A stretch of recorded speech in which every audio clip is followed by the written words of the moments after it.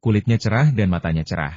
Ia tersenyum padanya, memperlihatkan gigi-giginya yang rapi dan putih. Senyum seperti ini adalah senyum yang diberikan kepada orang yang dikenalnya, membuat Feng Yu merasa sangat familiar.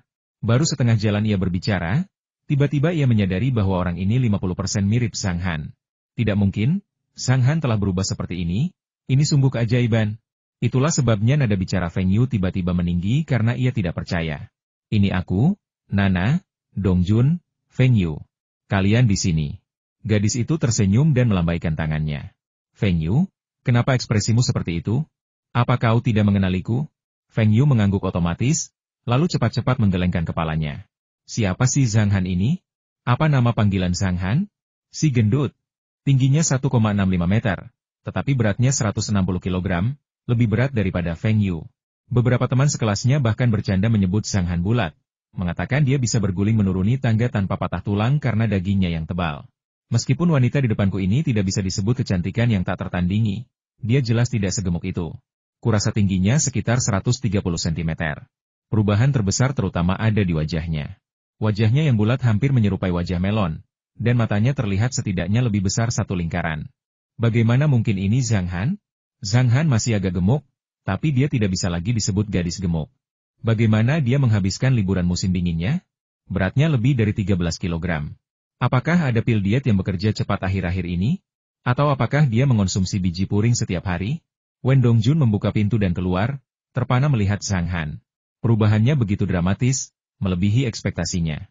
Salah satu keuntungan menambah berat badan bagi perempuan adalah payudara mereka berkembang dengan indah, dan kali ini, Sang Han telah kehilangan berat badan, pinggangnya menjadi jauh lebih ramping, tetapi payudaranya tidak menyusut, membuatnya tetap menonjol. Sang Han berkata sambil tersenyum dingin sekali. Wen Dongjun akhirnya tersadar dan segera memberi jalan bagi Sang Han untuk masuk ke dalam mobil. Ia mengepalkan tangan dan melambaikannya dengan penuh semangat. Hebat! Sang Han benar-benar turun berat badan, dan sangat banyak. Ia tidak terkejut, malah sangat gembira. Lina berbalik dan berseru. Sang Han, berat badanmu turun banyak. Bagaimana caranya? Kalau mau turun berat badan, ya sudah. Sebenarnya, berat badanku tidak turun banyak, cuma sekitar 13 kg. Kata-kata Sang Han terdengar rendah hati, tetapi nadanya penuh kebanggaan. Ia sudah begitu banyak menderita selama liburan musim dingin demi 13 kg ini. Ekspresi terkejut ketiga teman sekelasnya barusan membuatnya sangat bangga, terutama ekspresi konyol Wen Dongjun yang membuatnya semakin menikmatinya. Dia diam-diam bersumpah untuk terus menurunkan berat badan dan menghilangkan semua lemak di tubuhnya. Lebih dari 13 kg? Kamu luar biasa, seru Lina. Menurutnya, gadis gemuk itu selalu makan saat istirahat. Kalau tidak, dia pasti lapar. Dan saat itu tahun baru Imlek, ayam, bebek, ikan, dan daging sudah tersedia di meja. Kok bisa turun berat badan sebanyak itu? Feng Yu melirik kaca spion dan bercanda, itu tergantung alasanmu menurunkan berat badan. Kalau kamu punya tujuan dan keyakinan yang kuat, banyak hal yang dulu kamu pikir mustahil akhirnya bisa tercapai. Kan, Sang Han? Sang Han diam-diam melirik Wen Dongjun dan membantah. Tidak, aku tidak. Aku hanya ingin menurunkan berat badan. Aku takut kalau terlalu gemuk akan memengaruhi nilaiku di pendidikan jasmani. Aku akan melanjutkan semester ini dan menurunkan berat badan hingga 45 kg. Feng Yu mengangguk penuh semangat benar. Tidak mudah menjadi perwakilan olahraga. Prestasi Wen Dongjun di olahraga terlalu buruk. Wen Dongjun adalah perwakilan olahraga kelasnya. Dia tinggi dan kuat, dan dia jago sepak bola, basket, dan lari. Lagi pula, karena dialah orang yang diminta wakil kepala sekolah untuk diurusnya. Bagaimana mungkin kepala sekolah tidak memberinya posisi? Wen Dongjun menggaruk bagian belakang kepalanya dan tertawa. Sang Han, kamu sangat baik seperti ini, sangat baik. Meskipun Sang Han masih agak gemuk, Wen Dongjun bisa menerimanya. Ia tak pernah menyangka Sang Han bisa turun berat badan sebanyak itu hanya dalam satu liburan musim dingin. Tidak, aku harus sekurus Lina dan melampaui kecantikan sekelas tetangga, kata Sang Han dengan keras kepala. Mendengar kabar tentang kecantikan tetangganya, Wen Dongjun dengan bijak tetap diam. Feng Yu tertawa terbahak-bahak. Kau pernah mengalaminya, nak? Sekarang kau frustrasi, kan? Seseorang pernah berkata bahwa setiap orang gemuk punya potensi. Feng Yu dulu mencemoohnya, tapi hari ini, terlepas dari apakah orang lain percaya atau tidak, dia tetap mempercayainya. Sekolah kembali damai, dan Feng Yu punya waktu untuk mengurus urusan perusahaan. Penelitian dan pengembangan pelembab udara ini telah memasuki tahap akhir. Para insinyur Harbin Aircraft Industry Group Co., Ltd. memastikan bahwa hanya beberapa uji coba terakhir yang tersisa dan tidak akan ada masalah. Mereka akan memastikan pelembab udara ini akan dikirim ke pabrik motor untuk memulai produksi dalam waktu seminggu. Feng Yu sangat puas dengan hal ini. Semakin cepat penelitian dan pengembangannya berhasil, semakin cepat pula pasarnya dapat ditempati. Sepertinya ia perlu mengundang Fu Guangzheng untuk datang beberapa hari lagi guna membahas kerja sama ekspor. Perusahaan mesin itu juga punya kabar baik, batch pertama traktor baru mereka telah terjual habis, dan mereka kebanjiran pesanan. Performanya lebih baik daripada Dongfang Hong, tetapi harganya lebih murah. Bahkan orang bodoh pun tahu yang mana yang harus dibeli. Pesanan untuk bajak, bor benih, DSB. Mengalir deras seperti butiran salju, dan pangsa pasar meningkat pesat, menyebabkan pabrik-pabrik mesin di Provinsi Lin berada dalam keadaan semi tutup karena tidak ada yang membeli produk mereka. Dengan laju pertumbuhan ini, penjualan perusahaan mesin tahun ini bisa melampaui 300 juta yuan, dengan laba setidaknya 60 juta yuan, sesuatu yang tak pernah terbayangkan sebelumnya. Meskipun tidak semua perusahaan mesin dimiliki oleh pemerintah kota, dividen dari saham pemerintah kota tetap akan jauh melebihi laba yang dilaporkan tahun lalu, belum lagi pendapatan pajaknya yang substansial. Reformasi percontohan Zhang Ruiqiang di pabrik mesin, yang memperkenalkan peralatan dan teknologi canggih Soviet, serta dana Hong Kong, dapat dianggap sebagai keberhasilan besar. Hal ini juga semakin memperkuat pengaruh Zhang Ruiqiang di kota tersebut. Selanjutnya, ia akan dapat melakukan reformasi drastis pada beberapa perusahaan milik negara lainnya, dan perlawanan akan semakin mengecil. Meskipun penjualannya mencapai lebih dari 300 juta dan laba puluhan juta, Feng Yu tidak puas. Pabrik mesin tersebut, dengan kuda kecilnya yang menarik gerobak besar, hanya berfokus pada keuntungan langsung, tanpa mempertimbangkan riset dan pengembangan teknologi yang mendalam untuk mempertahankan keunggulannya. Dalam 5 tahun, pabrik mesin tersebut akan kembali ke titik awal. Tentu saja, Feng Yu tidak akan membiarkan hal ini terjadi. Dalam 5 tahun, ia akan memiliki kendali penuh atas perusahaan mesin tersebut, dan ia akan memiliki keputusan akhir tentang apa yang harus dilakukan perusahaan. Dan kesempatan ini tidak akan lama lagi.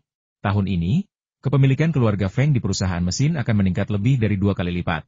Orang yang memberi Feng Yu keyakinan ini adalah saudara Ji yang berada jauh di Moskow. Saudara Ji menelepon kemarin dan mengatakan bahwa dia telah menghubungi tungku baja suhu tinggi yang diinginkan Feng Yu. Berita ini membuat Feng Yu sangat gembira. Tungku baja suhu tinggi sebenarnya adalah tungku pembuatan baja, tetapi dapat memurnikan baja khusus, terutama cocok untuk membuat cetakan. Ada juga beberapa di Cina, tetapi suhunya tidak dapat mencapai tingkat yang begitu tinggi, sehingga mustahil untuk melebur banyak baja khusus. Setidaknya 3 produsen domestik besar, termasuk produsen motor listrik, membutuhkan tungku baja suhu tinggi.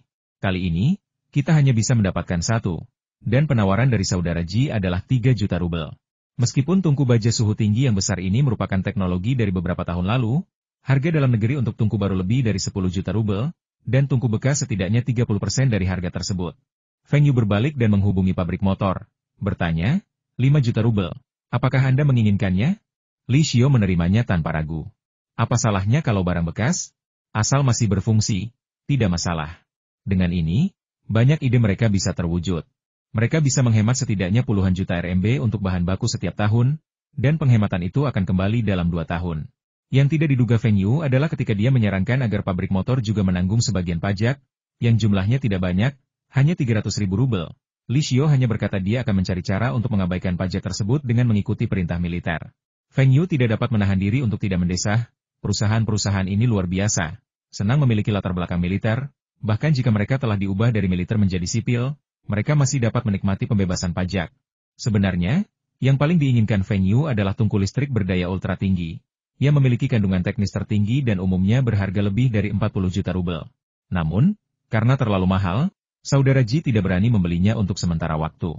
Ia dan direktur pabrik bisa bekerja sama untuk membuat sesuatu yang bernilai beberapa juta rubel. Tetapi peralatan canggih berskala besar senilai puluhan juta rubel terlalu sulit dibuat, terutama karena tungku listrik semacam ini juga bisa digunakan untuk memproduksi produk militer. Jika Kirilenko menjualnya secara diam-diam, risikonya terlalu besar, jadi ia berkata akan menunggu.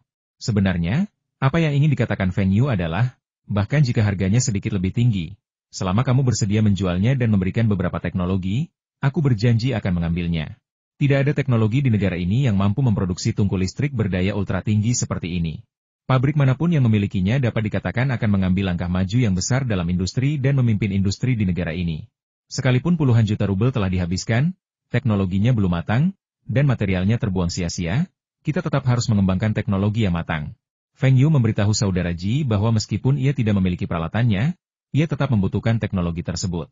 Ia tidak menginginkan teknologi militer, hanya teknologi sipil. Selama teknologi tersebut dijamin canggih secara internasional, Feng Yu akan memberi saudara Ji harga yang memuaskannya. Saat ini, teknologi industri dalam negeri sangat buruk sehingga tidak dapat dibandingkan dengan Eropa dan Amerika Serikat. Bahkan tidak dapat dibandingkan dengan negara-negara tetangga kita. Banyak peralatan mekanik dalam negeri diimpor dari Korea Selatan dan Jepang. Jika Feng Yu dapat membeli kembali teknologi tersebut, ia dapat menyimpan apa yang masih bisa digunakan dan menjual apa yang tidak bisa digunakan. Hal ini tidak hanya akan menghasilkan keuntungan, tetapi juga membantu meningkatkan taraf industri negara, sekali mendayung dua pulau terlampaui. Yang lebih penting, itu akan meningkatkan reputasi Feng Yu di mata atasannya. Akan lebih baik lagi jika dia bisa mengenal beberapa pemimpin senior. Mengenal banyak orang belum tentu berarti dia akan rugi, kan? Pabrik motor membayar uang muka 10%, dan setelah kontrak ditandatangani, Feng Yu memberitahu saudara Ji untuk mempersiapkan pengiriman. Ia juga meminta agar setidaknya 3 orang ahli dikirim, dengan gaji yang sama seperti sebelumnya, agar mereka tidak kekurangan. Tentu saja, jika ada ahli tambahan, Feng Yu akan mengambil sebanyak mungkin. Bakat itu tak ternilai harganya. Jika Feng Yu bisa memiliki puluhan pakar industri Soviet di pihaknya, statusnya akan langsung berbeda. Dengan para pakar ini, ia bisa menjadi tamu kehormatan bagi para pemimpin provinsi. Yang tak terduga Feng Yu adalah saudara Ji berkata, 3. Kali ini, ia berjanji akan mengirimkan setidaknya 10 pakar industri kepada Feng Yu. Ketiganya menjalani kehidupan yang baik di Tiongkok terakhir kali. Perusahaan mesti menyediakan asrama untuk 1 orang. Dan mereka tidak hanya menyediakan makanan, pakaian, perumahan, dan transportasi, tetapi juga membayar gaji mereka yang sangat besar setiap bulan, lebih besar daripada yang bisa mereka dapatkan di pabrik-pabrik Soviet. Terakhir kali, saudara Ji menghubungi lebih dari 10 orang, tetapi kebanyakan dari mereka hanya diam saja. Setelah melihat contoh dari ketiga orang ini, mereka pun tak kuasa menahan diri. Mereka bisa terus melakukan apa yang mereka kuasai dan menghasilkan uang, sehingga mereka bisa dengan mudah menghidupi keluarga. Ini jauh lebih baik daripada berjuang di Uni Soviet dengan gaji setengahnya. Namun, orang-orang ini punya satu permintaan, yaitu, jika Uni Soviet membutuhkan mereka, mereka akan segera kembali ke negara asal mereka, dan upah mereka akan diselesaikan pada hari mereka pergi. Hal ini membuat Feng Yu sangat tidak puas. Kalian pergi begitu saja di tengah pekerjaan, padahal kami biasanya menyediakan makanan dan minuman yang enak. Kenapa? Feng Yu mengajukan permintaan bahwa meskipun telah menerima pemberitahuan untuk kembali ke Tiongkok, ia harus tetap bekerja di Tiongkok selama 1 bulan sebelum berangkat. Jika tidak, ia harus membayar denda sebesar 3 bulan gaji dan menandatangani kontrak secara tertulis. Setelah saudara Ji melaporkan perkataan Feng Yu kepada para ahli, jumlah ahli yang setuju datang ke Tiongkok berkurang menjadi 5, dan sisanya terus menunggu dan melihat. Feng Yu berkata pada saudara Ji, kalau dia menghubungi mereka lagi, dia harus mencari para ahli yang sangat miskin sampai hampir tidak bisa memenuhi kebutuhan hidup. Feng Yu tidak percaya uang tidak bisa menghancurkan integritas mereka yang rapuh. Seminggu kemudian, prototipe pelembab ultrasonik pertama berhasil dikembangkan. Agak berbeda dengan pelembab yang dibayangkan Feng Yu, tetapi ukurannya tidak jauh berbeda. Feng Yu bisa menyesuaikan eksteriornya. Dan kalaupun tidak bisa, ia tetap bisa menyewa jasa desainer. Zaman sekarang, jasa desainer eksterior cukup murah. Saat pelembab udara dinyalakan, kabut akan cepat menyebar. Alat ini lebih cepat, lebih efisien, dan lebih hemat energi daripada pelembab udara elektrik. Mereka yang belum pernah mengalami era ini pasti tidak akan bisa membayangkan betapa parahnya kekurangan listrik saat ini. Bahkan di perkotaan, area permukiman seringkali mengalami penjatahan listrik, memprioritaskan penggunaan industri dan, tentu saja, instansi pemerintah. Feng Yu pernah mempertimbangkan untuk membuat AC, yang pastinya akan lebih menguntungkan daripada kipas angin listrik. Namun, karena keterbatasan daya, rencananya dibatalkan. Saat ini, hanya ada 2 jenis AC sentral dan AC berdiri. AC gantung yang lebih kecil belum muncul. Generasi selanjutnya tahu berapa banyak listrik yang dikonsumsi AC vertikal. Ada produsen AC di Tiongkok, tetapi penjualannya suram karena pemerintah mewajibkan standar hemat energi untuk memasang AC, dan hanya sedikit produsen dalam negeri yang mampu melakukannya. Oleh karena itu, sebagian besar AC yang dijual di pasaran adalah AC impor, dan kelompok pasar utamanya adalah orang-orang kaya dan pejabat tinggi yang telah menjadi kaya terlebih dahulu, dan mereka harus setidaknya berada di tingkat biro untuk dapat menggunakannya. Memasang AC membutuhkan tagihan listrik tambahan sekitar 3.000 hingga 5.000 yuan, yang berarti pajak. Hanya sedikit produsen AC domestik yang menguasai teknologi hemat energi ini. Bagaimana mungkin Feng Yu, seorang pemula yang hanya tahu dasar-dasar dan desainnya, dapat menerapkannya? Sekalipun ia menyewa seseorang untuk mengembangkannya, investasinya pasti akan sangat besar, sehingga sangat tidak ekonomis. Itulah sebabnya Feng Yu hanya mulai membuat kipas angin listrik. Untungnya, keuntungan dari kipas angin ini membuatnya tersenyum untuk waktu yang lama. Kini, Pelembab udara ini memberi Feng Yu peluang lain untuk meraup untung besar. Saat ini belum ada produsen pelembab udara di negara ini, tetapi beberapa unit usaha milik negara telah memulai penelitian dan berhasil. Namun, pelembab udara ini hanyalah pelembab industri dan belum dialihfungsikan untuk penggunaan sipil, apalagi untuk skala kecil seperti ini. Di luar negeri sudah ada pelembab udara, tetapi ada juga pelembab udara elektrik, dan belum diimpor ke Tiongkok. Jadi, begitu pelembab udara diproduksi, mau tidak mau mereka akan tetap memiliki posisi monopoli. Feng Yu juga yakin bahwa pelembab ultrasonik ini akan tetap populer di pasaran meskipun diekspor ke luar negeri. Sebagai contoh, Eropa dan Amerika Serikat sama-sama berada di belahan bumi utara, dan udaranya memang kering, sehingga pangsa pasarnya sangat besar. Satu-satunya masalah saat ini adalah pemalsuan. Pelembab elektrik palsu telah bermunculan, yang berdampak serius pada pelembab Feng Yu. Meskipun pelembab Feng Yu masih mendominasi pasar, produk-produk tersebut akan segera tergeser oleh alternatif yang lebih murah dan secara bertahap akan menurun. Akhirnya, kami memiliki produk baru ini, yang lebih maju secara teknologi, lebih aman, lebih hemat energi, dan terlihat lebih mulia dan elegan.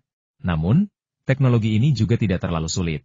Jika Harbin Aircraft Industry Group bisa melakukannya dalam waktu sesingkat itu, pasti ada pabrik lain yang bisa. Banyak kipas angin listrik dan pelembab udara palsu adalah perusahaan milik negara. Mereka tidak punya branding kalau Anda bisa. Kami juga bisa. Mereka bahkan membuat desain yang identik dengan desain Anda. Beberapa bahkan lebih berani, bahkan mencetak logo merek Feng Yu pada produk mereka, menciptakan tiruan langsung. Kalau kalian gak bisa ngungkapin aku, apa yang bisa kalian lakukan? Kalaupun kalian ngungkapin aku dapat dukungan dari pemerintah daerah. Apa yang mereka takutkan? Paling parah, mereka bisa cabut merek dagangnya dan tetap mempertahankan tampilannya seperti milik kalian. Kalian gak bisa mengklaim kalau puisi-puisi kuno ini asli ciptaan kalian, kan? Ketika Feng Yu pertama kali mendengar berita itu, ia merasa tak berdaya. Produk palsu masih merajalela, apalagi sekarang. Bahkan di masa depan, ketika hukum sudah lebih tegas, produk palsu masih merajalela. Tidak ada jalan lain karena keuntungan dari pembajakan sangat tinggi. Beli beberapa produk jadi, bongkar, dan rekayasa balik. Prinsip dasarnya mudah dipahami, menghemat banyak biaya RD dan tentu saja menurunkan biaya. Jika harganya lebih murah dan kualitasnya sama, penjualan akan meningkat secara alami, dan keuntungan pun akan mengikuti. Tapi itu dulu. Kali ini, Feng Yu ingin mencegah mereka meniru produknya. Dia ingin mengajukan paten. Hal ini disepakati dengan pabrik motor dan grup industri pesawat Harbin. Paten tersebut akan menjadi milik Feng Yu, dan keuntungan akan dibagi secara proporsional di antara ketiga pihak selama periode 10 tahun. Mereka berasumsi bahwa setelah 10 tahun, produk-produk baru akan muncul dan peningkatan akan dilakukan, sehingga paten tersebut tidak relevan. Namun, mereka tidak mengantisipasi bahwa Feng Yu dapat melisensikan paten tersebut kepada produsen lain, dan keuntungan tersebut akan sepenuhnya menjadi miliknya. Saat ini, pengajuan paten di Tiongkok cukup rumit, dan membutuhkan waktu setidaknya setengah tahun. Jika diajukan atas nama perorangan, prosesnya akan lebih rumit lagi. Bahkan ada yang membutuhkan waktu 3 hingga 5 tahun. Untungnya, baik grup industri pesawat terbang Harbin maupun pabrik motor listrik dulunya adalah perusahaan milik militer. Meskipun telah diubah menjadi operasi sipil, beberapa koneksi lama mereka tetap ada.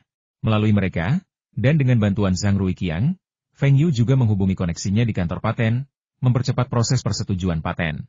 Ia berharap paten tersebut akan disetujui dalam waktu 1 bulan. Setelah paten domestik pada dasarnya telah diamankan, langkah selanjutnya adalah paten luar negeri yang paling dikhawatirkan Feng Yu. Feng Yu hanya bisa mempercayakannya kepada Fu Guangzheng. Mengajukan paten di Eropa, Amerika, dan Asia di Hong Kong jauh lebih mudah daripada di Tiongkok, dan prosesnya pun jauh lebih cepat. Selain itu, akan sangat mudah untuk mendirikan perusahaan penjualan luar negeri di Hong Kong. Tentu saja, Fu Guangzheng tidak akan membantu dengan sia-sia, dan sebagian keuntungan luar negeri juga akan diberikan kepadanya. Setelah menerima telepon dari Feng Yu, Fu Guangzheng segera bergegas ke Harbin. Untungnya, saat itu musim dingin telah berakhir, jadi Fu Guangzheng tidak mati kedinginan lagi. Kita akan bersama-sama membuka perusahaan di Hong Kong dan mempercayakan penjualan di luar negeri kepada perusahaan ini. Bagaimana keuntungannya akan dibagi? Fu Guangzheng menatap Feng Yu dan bertanya. Dia tahu tentang pelembab udara ini. Alat itu dijual di selatan, tetapi penjualannya rata-rata.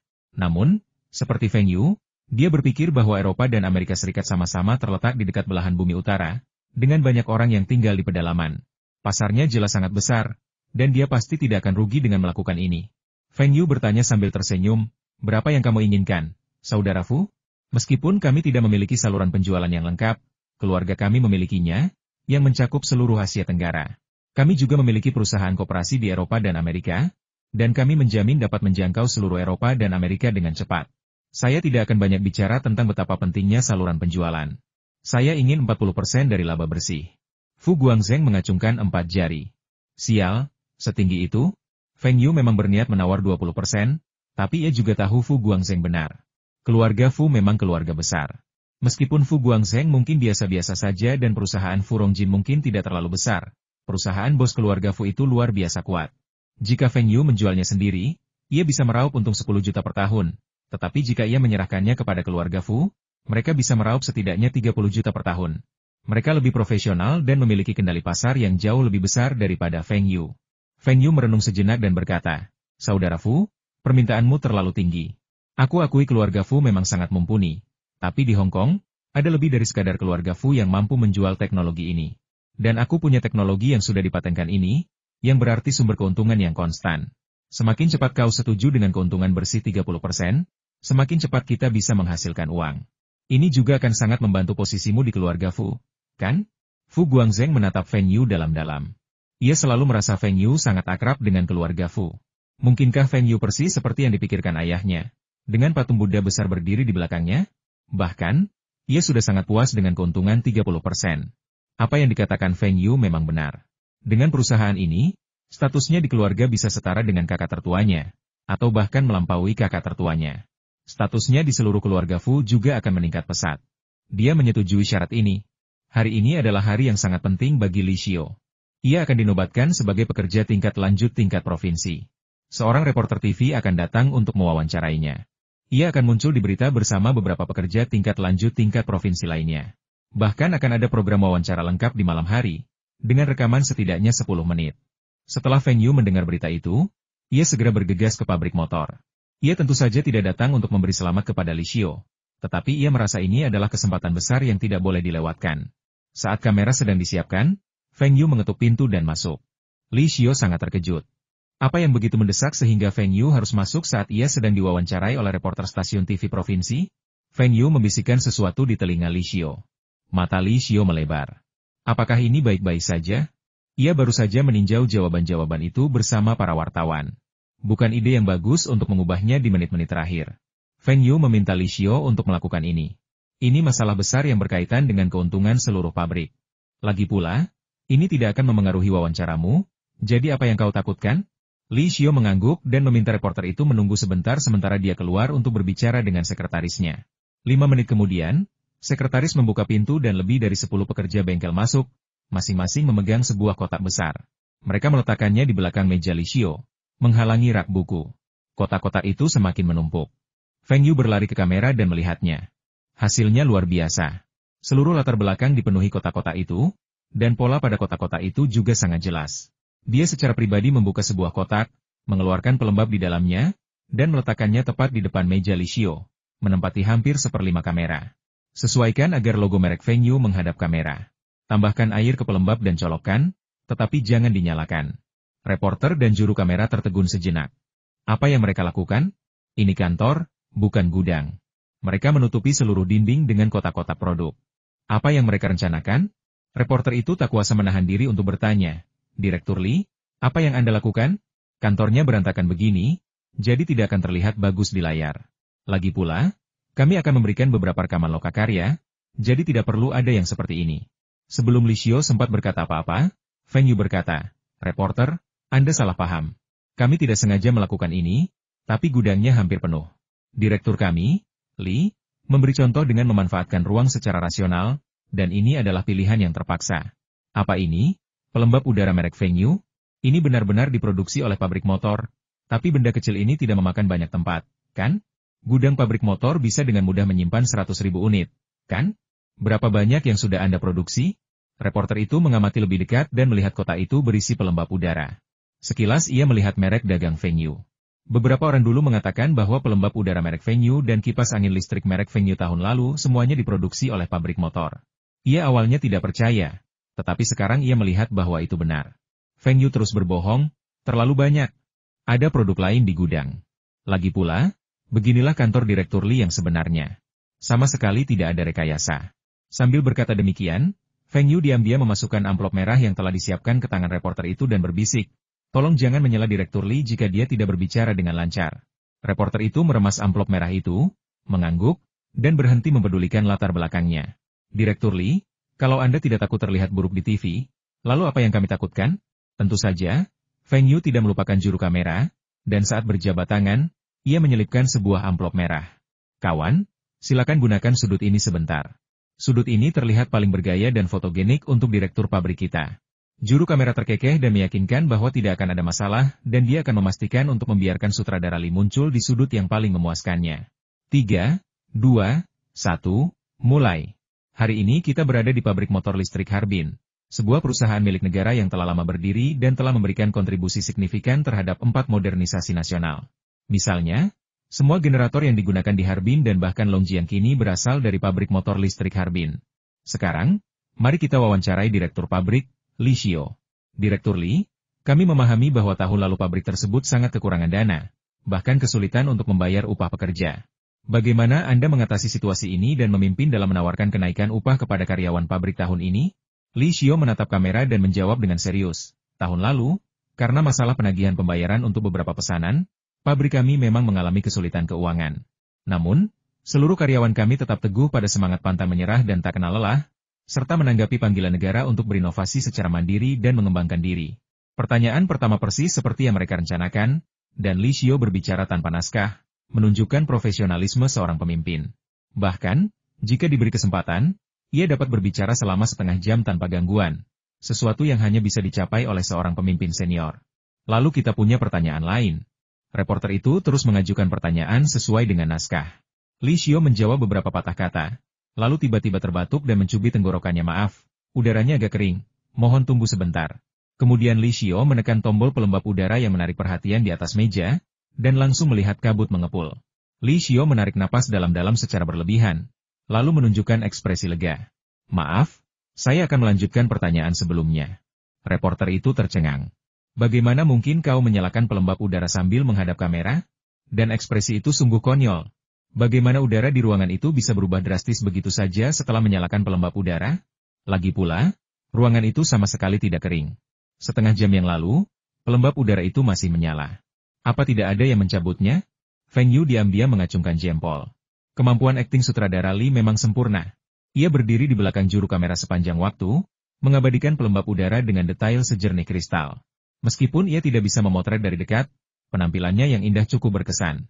Kemunculan kabut yang seketika, terasa jauh lebih cepat daripada pelembab udara elektrik, juga menonjolkan karakteristik uniknya. Terutama kotak pelembab udara yang menutupi seluruh dinding di belakangnya. Meskipun tidak terlalu jelas, benda ini membuat orang penasaran. Kemampuannya untuk menarik perhatian jelas tidak buruk. Wawancara berlanjut di kantor. Setelah pertanyaan terakhir, reporter menyarankan untuk pergi ke bengkel dan gudang. Lee Xiao berdiri, mematikan pelembab udara, lalu meletakkannya di lantai dengan kedua tangan. Reporter itu menatap pelembab udara di tangan Lee Xiao dengan heran. Bukankah ini panas? Tanyanya santai. Lee Xiao tersenyum dan menjawab bahwa ini bukan pelembab udara elektrik generasi pertama, melainkan produk baru generasi kedua. Alat ini mengeluarkan kabut dingin, jadi tidak panas. Lebih aman disimpan di rumah dan tidak perlu khawatir anak-anak terbakar. Sempurna. Meskipun bagian ini tidak direkam, siapa tahu. Reporter dan juru kamera mengikuti Lee Xiao ke bengkel produksi pabrik motor. Tetapi peralatan produksi dan produk di depan mereka tidak seperti yang mereka bayangkan. Bukankah seharusnya mereka memproduksi generator? Meskipun hal itu perlu dirahasiakan karena alasan teknis, seharusnya itu beberapa bagian dari generator. Kenapa benda-benda yang diproduksi di bengkel ini terlihat familiar? Astaga, bukankah ini pelembab udara yang kita lihat tadi? Direktur Lee, apakah ada yang salah dengan lokakarya ini? Reporter itu tak dapat menahan diri untuk bertanya. Bukan masalah besar. Bengkel ini memproduksi produk pabrik kami yang paling menguntungkan. Oh, ada beberapa bengkel lain yang juga memproduksi ini. Maukah Anda mengunjungi yang lain? Tanya Lee Xiao penuh pengertian. Feng Yu berkata ia ingin memamerkan bengkel ini untuk televisi, dan teknologi bengkel motor itu bisa dengan mudah bocor. Ini bukan masalah, karena bisa juga digunakan untuk mempromosikan pelembab udara. Yang terpenting, Feng Yu mengatakan ini bisa dimasukkan dalam biaya iklan, dan ia bersedia membayar biaya iklan yang besar kepada pabrik motor itu. Reporter itu tak berdaya dan berkata, lupakan saja, Anda kan direktur pabrik, tunjukkan saja apapun yang Anda mau. Berdiri di bengkel, Lee Xiao menjawab beberapa pertanyaan lagi dari para wartawan. Tetapi entah mengapa, jawaban Direktur Lee semakin menyimpang dari jawaban yang telah mereka sepakati. Mengapa dia membahas pelembab udara merek Feng Yu setiap 3 kalimat? Ini adalah pelembab generasi kedua yang kami kembangkan bekerja sama dengan Harbin Aircraft Industry Group. Alat ini menawarkan teknologi mutakhir dan telah diajukan paten nasional dan internasional. Alat ini menghasilkan kabut secara instan, sehingga lebih efisien, menghilangkan waktu pemanasan, serta menghemat listrik dan air. Alat ini menghilangkan kebutuhan untuk sering menambahkan air, dan kabut yang disemprotkannya sejuk, sehingga tidak akan membakar Anda dan jauh lebih aman. Reporter itu segera memberi isyarat kepada juru kamera untuk mematikan kamera. Ini bukan wawancara, melainkan iklan. Direktur Lee, kita harus mengikuti draftnya. Kenapa Anda selalu mempromosikan produk pabrik Anda? Reporter itu tampak tak berdaya. Durasi rekaman video mereka terbatas. Maaf, hal-hal ini selalu terlintas di pikiranku, dan aku hanya mengatakannya dengan lantang. Baiklah, selanjutnya aku akan mengikuti naskahnya. Ayo kita ke gudang dan lihat. Li Xiao melirik Feng Yu dan melihat Feng Yu diam-diam mengacungkan jempolnya. Begitu mereka memasuki gudang, tidak hanya para wartawan dan juru kamera yang tercengang, tetapi bahkan Li Xiao pun tercengang. Apakah ini gudang pabrik motor? Saya baru saja melihatnya sekilas, dan ternyata tidak seperti ini. Apakah ini pola yang terbuat dari kotak-kotak? Feng Yu memberi isyarat kepada Li Xiao untuk berdiri di depan kotak-kotak itu untuk diwawancarai, dan secara khusus meminta juru kamera untuk mengambil gambar dari jarak jauh, dengan mengatakan bahwa itu untuk menunjukkan bahwa gudang itu penuh dengan produk. Juru kamera menggerutu dalam hati, kok gudangmu bisa penuh banget? Jelas-jelas ada area kosong yang luas, ya? Lagi pula, di mana lagi kamu mau menaruh produk seperti ini di gudang? Bahkan aku, orang awam, tahu kalau ini cuma buang-buang tempat, nggak rapi, dan nggak aman. Kali ini, jawaban Li Xiao cukup standar, tetapi reporter dan juru kamera masih bingung. Bagaimana ia harus menjelaskan kepada bosnya segmen mana yang akan digunakan untuk berita besok malam? Di paragraf pertama, ada adegan menyalakan dan mematikan pelembab udara, dan ada sederet kotak pelembab udara. Di paragraf kedua, semuanya tentang adegan produksi pelembab udara, dan ada juga satu paragraf berisi kata-kata yang diucapkan Li Xiao yang mirip slogan iklan. Jawaban di paragraf ketiga sudah bagus, tapi apa latar belakangnya? Apakah kalian yang di pabrik motor suka bermain dengan balok-balok bangunan? Lupakan saja, biarkan bos yang mengurus ini. Sepertinya Direktur Lee tidak mau bekerja sama dengan mereka untuk syuting ulang, dan kaset video yang mereka bawa tidak cukup. Waktunya tidak akan cukup untuk syuting ulang besok. Semoga bos tidak menyadarinya dan bisa menghindari kritik. Selain itu, sebelum pergi, Feng Yu menaruh souvenir di mobil mereka. Itu adalah pelembab udara jenis baru yang diproduksi oleh pabrik motor. Pelembab udara itu belum diluncurkan ke pasaran, dan bahkan para pemimpin provinsi dan kota pun belum melihatnya. Mereka diberi angpau saat datang dan souvenir saat pulang. Pabrik motor itu jauh lebih baik daripada para pemimpin lain yang mereka wawancarai. Apa gunanya kritik? Mereka hanya bisa menahannya. Ketika mereka membuka amplop merah itu, mereka bahkan lebih terkejut lagi. Masing-masing dari mereka menerima 500 yuan. Mereka pikir isinya hanya beberapa lusin yuan karena terlihat sangat tipis, tetapi mereka tidak menyangka amplop itu berisi uang 100 yuan. 500 yuan setara dengan gaji beberapa bulan bagi mereka. Kali ini, mereka bahkan lebih sedikit dendam terhadap Direktur Lee. Bahkan jika pimpinan mengkritik atau bahkan memotong gaji mereka, mereka bisa menerimanya. Paling-paling, gaji mereka akan dipotong selama setengah bulan. Ini 500 yuan. Setelah orang-orang stasiun TV pergi, Feng Yu membuat beberapa panggilan telepon, meminta produser iklan untuk datang dan segera membuat iklan TV yang mirip dengan wawancara ini, tanpa mengubah adegan. Li Xiao kembali bekerja keras dan berakting sebagai pemeran utama pria dalam iklan tersebut secara cuma-cuma. Tentu saja, adegan di bengkel digantikan dengan pengenalan kepala teknisi pabrik, yang lebih meyakinkan. Yang paling memuaskan Feng Yu adalah penataan barang-barang di gudang sebelumnya, yang cukup mengingatkan pada para bibi penjual stok barang di supermarket pada generasi-generasi selanjutnya. Terlihat sangat fotogenik. Keesokan harinya, berita malam stasiun TV provinsi menayangkan wawancara dengan Li Xiao, dengan potongan adegan yang cukup parah. Namun, yang mengejutkan Feng Yu, adegan menyalakan dan mematikan pelembab udara pada pengambilan gambar pertama tetap dipertahankan. Konon, hal ini membuatnya tampak lebih realistis. Pengambilan gambar jarak jauh pada pengambilan gambar ketiga juga dipertahankan.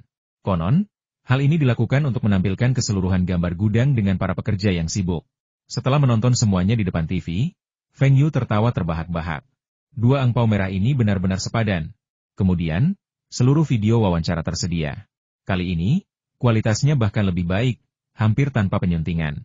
Bahkan Feng Yu pun tak bisa tidak memperhatikan pelembab udara itu, apalagi penonton lainnya.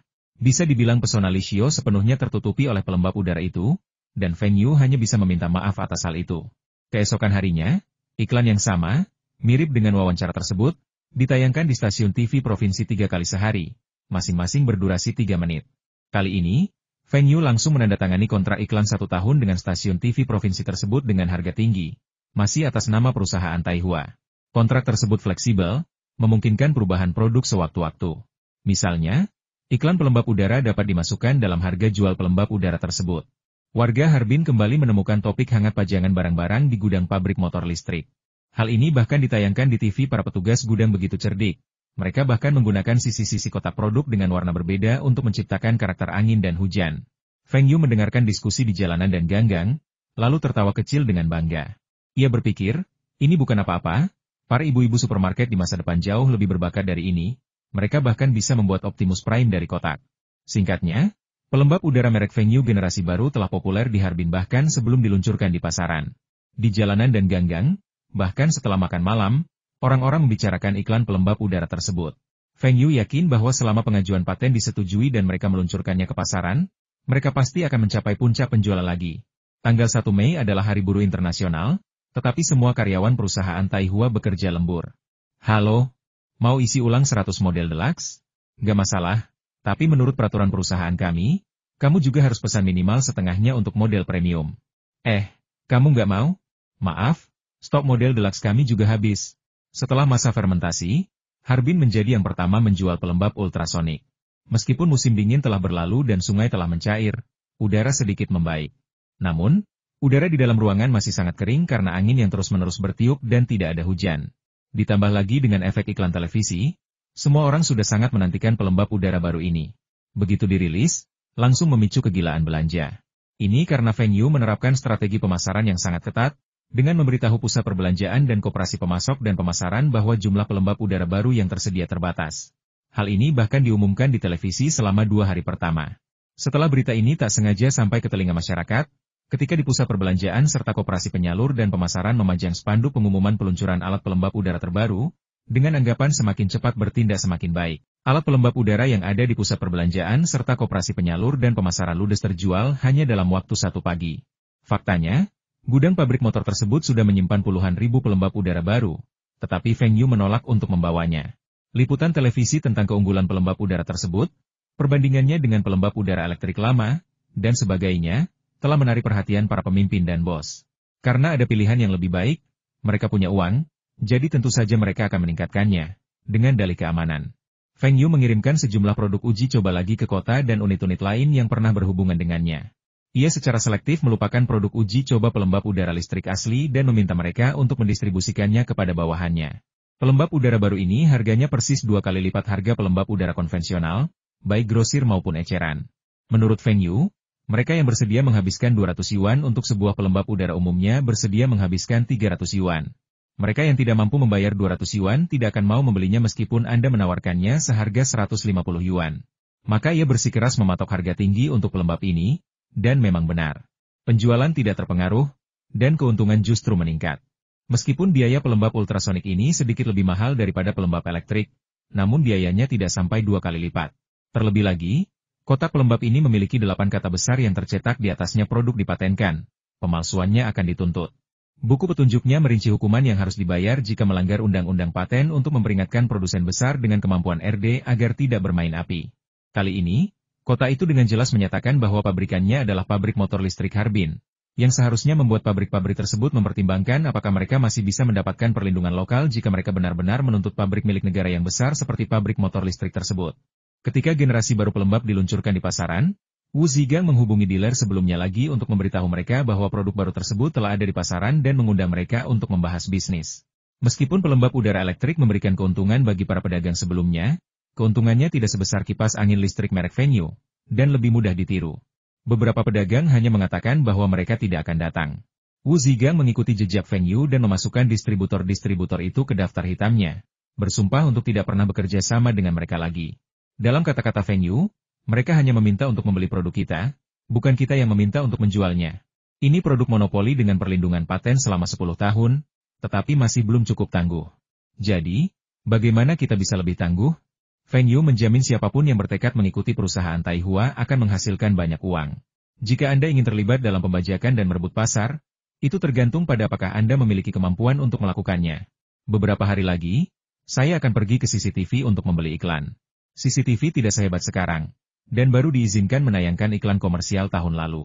Meskipun biaya iklan telah naik, kecuali iklan sebelum dan sesudah siaran berita serta pada jam tayang utama malam hari, biaya iklan lainnya tidak tinggi dan sangat tersebar, dengan banyak slot waktu yang kosong. Feng Yu yakin jika dia membeli langganan selama setahun, pihak lain pasti akan menyesuaikan slot waktu yang memuaskan baginya untuk memutar program tersebut, dan volume serta durasi pemutaran juga akan sangat bagus. Terlepas dari apakah orang lain percaya pada efek periklanan CCTV, Feng Yu benar-benar mempercayainya. Fu Guangzheng juga melaporkan kabar baik tentang pengajuan patennya di luar negeri. Paten Asia telah diamankan, dan saat ini ia sedang mengajukan paten di Eropa dan Amerika Serikat. Bagaimana dengan Afrika? Lupakan saja. Bahkan paten berstempel PBB pun tidak akan berhasil di tempat seperti itu. Lagi pula, pelembab udara ini diperkirakan tidak akan laku di Afrika.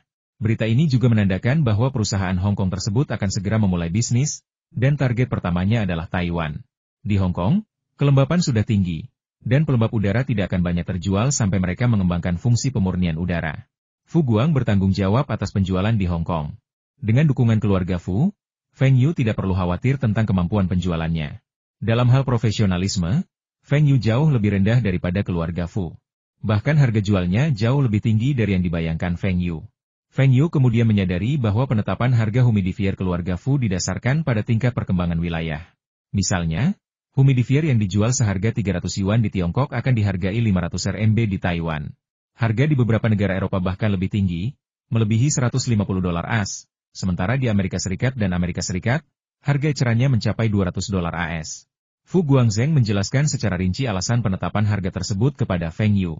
Amerika Serikat adalah negara yang luas dengan populasi yang jarang, dan target penjualan utamanya adalah kelas menengah ke atas. Dengan harga ini, pihak lain pasti mampu membelinya.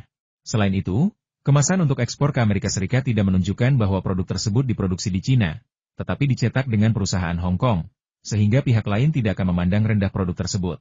Feng Yu merasa sedikit tidak senang ketika mendengar kata-kata ini.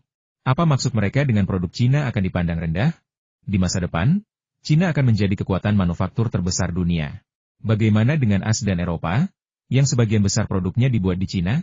Mengapa mereka tidak mencobanya? Feng Yu sangat marah dan menuntut agar harga eceran di Amerika Serikat dinaikkan 5 hingga 10% lagi. Tanpa malu-malu, ia berkata kepada Fu Guangzheng, kamu tidak mengerti apa artinya menjadi orang Amerika. Orang Amerika tidak membeli yang terbaik, mereka hanya membeli yang termahal. Fu Guangzheng tertegun sejenak, lalu kembali berdiskusi dengan keluarganya, yang akhirnya setuju. Biaya pengiriman ke AS sudah mahal, dan pendapat Feng Yu masuk akal. Bahkan harga yang sedikit lebih tinggi pun mungkin dapat diterima oleh orang Amerika. Feng Yu tidak menyangka leluconnya akan diterima oleh keluarga Fu. Tapi ternyata itu hal yang baik, karena keuntungannya akan meningkat pesat. Akhirnya bisa mendapatkan penghasilan yang sama dengan orang Amerika membuat Feng Yu sangat gembira. Tepat ketika semuanya berjalan lancar, Wu Ziga menelepon Feng Yu, mengatakan bahwa seorang pengusaha asing datang untuk mencari kerjasama di bidang pelembab ultrasonik dan meminta Feng Yu untuk menelepon kembali sesegera mungkin. Feng Yu membolos lagi dan datang ke perusahaan. Meskipun ia sudah bekerja sama dengan Fu Guangzheng dalam urusan ekspor, jika perusahaan asing ingin membangun pabrik di negaranya, otorisasi paten bukanlah hal yang mustahil. Senang bertemu denganmu, Tuan Feng. Begitu Feng Yu muncul, pengusaha asing itu pun membungkuk 90 derajat, membuat Feng Yu tertegun. Ada apa ini? Hadiah sebesar ini? Tunggu. Pengusaha asing? Orang ini pendek orang Korea atau Jepang? Wajahnya tidak bulat, dan dilihat dari tinggi badannya, dia pasti pendek orang Jepang. Siapa kamu? Feng Yu bertanya dengan ragu. Saya Masao Kameda dari Black Dragon Corporation. Tuan Feng bisa memanggil saya Kameda. Masao Kameda juga sedikit bingung. Bos perusahaan Taihua terlalu muda. Mungkinkah itu warisan keluarga? Meskipun lawan bicaranya fasih berbahasa Mandarin, Feng Yu yakin dia pendek dari Jepang berdasarkan namanya. Tapi apalagi yang bisa disebut? Penjilat berlutut? Yah, itu masih cukup sopan. Tapi dengan penampilanmu yang seperti beruang, aku tidak akan menerima tawaranmu bahkan jika kau berlutut dan menjilati pantatku. Kata tidak merujuk pada suatu kelompok. Kata berarti perusahaan saham gabungan, dan berarti perusahaan. Kata adalah perusahaan saham gabungan. Berlututlah dan jilat aku, silakan duduk. Manajer Wu bilang kau ingin bekerja sama dengan perusahaan kami dalam proyek pelembab ultrasonik? Tanya Feng Yu sambil tersenyum. Ya, saya perwakilan Black Dragon Corporation di Tiongkok. Saya melihat pelembab udara merek Feng Yu di pasaran dan saya pikir produk ini memiliki potensi besar dan layak untuk dikembangkan secara intensif. Feng Yu mengangguk, senyum mengembang di wajahnya. Ia tak pernah menolak pujian orang lain. Jadi, apa yang dilakukan perusahaan Anda sebelumnya? Peralatan rumah tangga atau produk elektronik? Ini harus dipahami dengan jelas. Jika itu adalah perusahaan yang menjual roti, Feng Yu tidak akan pernah setuju kecuali jika biaya paten yang sangat tinggi ditawarkan. Namun, Feng Yu tidak menyangka pihak lain itu tidak menjual roti. Sebaliknya, produk utama pihak lain itu membuat Feng Yu semakin terdiam. Ternyata itu adalah penjualan boneka tiup. Astaga, penjual boneka tiup mau kerjasama dengan kita soal pelembab udara? Kalau orang tahu produsen pelembab udara juga memproduksi boneka tiup, perusahaan Taihua pasti malu banget. Apalagi kalau orang tuaku tahu hal ini, minimal mereka akan memberiku hukuman ala ganda campuran. Feng Yu tersedak air dan memelototi Wu Zigang. Apa kau tidak sadar sebelumnya kalau siapapun bisa bekerja sama dengan perusahaan kita? Sudah kubilang untuk mengawasi perusahaan-perusahaan yang sedang mencari lisensi paten, tapi kau tidak bisa mengambil telur kotoran domba di keranjang seperti kau mengambil kurma hitam. Wu Zigang juga tampak kesal. Ia tidak menanyakan nama orang itu saat pertama kali bertemu, tetapi orang itu berbicara bahasa Mandarin dengan sangat baik, dengan sedikit aksen Beijing. Ia mengira orang itu adalah temannya, tetapi ia tidak tahu bahwa orang itu adalah iblis Jepang. Feng Yu segera berdiri dan berkata, berlututlah dan jilat aku. Aku masih ada urusan. Kita bisa bicara soal kerja sama lain kali. Masao Kameda segera berdiri dan membungkuk 90 derajat lagi. Tuan Feng, mohon tunggu sebentar. Saya tahu Anda tidak terlalu menyukai produk perusahaan kami, tetapi tidak ada yang perlu dikeluhkan. Ini untuk memenuhi kebutuhan normal masyarakat.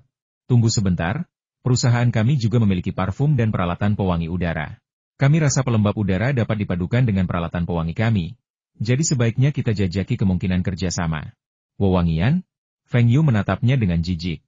Kau pikir kau siapa? Apa sih rumitnya wewangian? Kami hanya menambahkan sedikit bubuk wangi atau parfum ke dalam air di pelembab udara kami. Apa kami perlu menggabungkan fungsi kami dengan fungsimu? Pewangi udara pernah populer di Tiongkok, terutama digunakan untuk pewangi ruangan, kantor, dan mobil. Namun, belakangan terbukti bahwa sebagian besar pewangi asli berbahaya bagi tubuh manusia. Jadi, ide buruk ini sebaiknya disimpan untuk kalian, para kurcaci Jepang. Jangan coba-coba menipu kami, para keturunan naga. Oh, ya, ide itu bisa digunakan untuk menipu para kurcaci Jepang itu. Kalau mereka mau, berikan saja lisensi patennya kepada mereka dan larang mereka mengekspornya. Feng Yu langsung memasang ekspresi terbujuk, lalu duduk kembali, dan menatap si penjilat yang berlutut dengan ekspresi gembira. Oh, sekarang setelah kau mengatakannya seperti itu, ternyata memang ada ruang untuk kerjasama. Jadi, bagaimana kau ingin bekerja sama? Wu Zigang tampak bingung. Menambahkan wewangian? Apa tidak ada cara untuk menambahkan wewangian di buku petunjuk kita? Apa kita perlu bekerja sama dengan iblis Jepang? Kami akan bekerja sama dan menyediakan teknologi wewangian, dan Anda akan menyediakan teknologi pelembapan ultrasonik. Kita akan berinvestasi bersama dan masing-masing dari kita akan mendapatkan setengah dari keuntungannya. Ujar Masao Kameda. Sialan. Beraninya kau membandingkan teknologi wewangianmu yang jelek dengan pelembab ultrasonik patenku? Kita bagi keuntungannya, kenapa kau tidak ambil saja? Feng Yu meliriknya dan berkata, saya akan memberikan lisensi patennya kepada Anda. Untuk setiap pelembab udara dengan fungsi pewangi yang Anda produksi, Anda harus memberi saya $30. Saya cukup puas dengan kerjasama seperti ini. Kameda Masao berpura-pura terkejut dan berkata, Tuan Feng, Anda salah paham. Kami mencari kerjasama, bukan untuk membeli teknologi Anda yang sudah dipatenkan. Feng Yu menjawab dengan tenang, kau menjilatku? Kau salah paham. Aku tidak menjual patennya kepadamu, aku melisensikannya. Sekarang, aku memberimu pilihan ini. Setuju atau tidak? Kurasa kau harus bertanya pada ketua guildmu.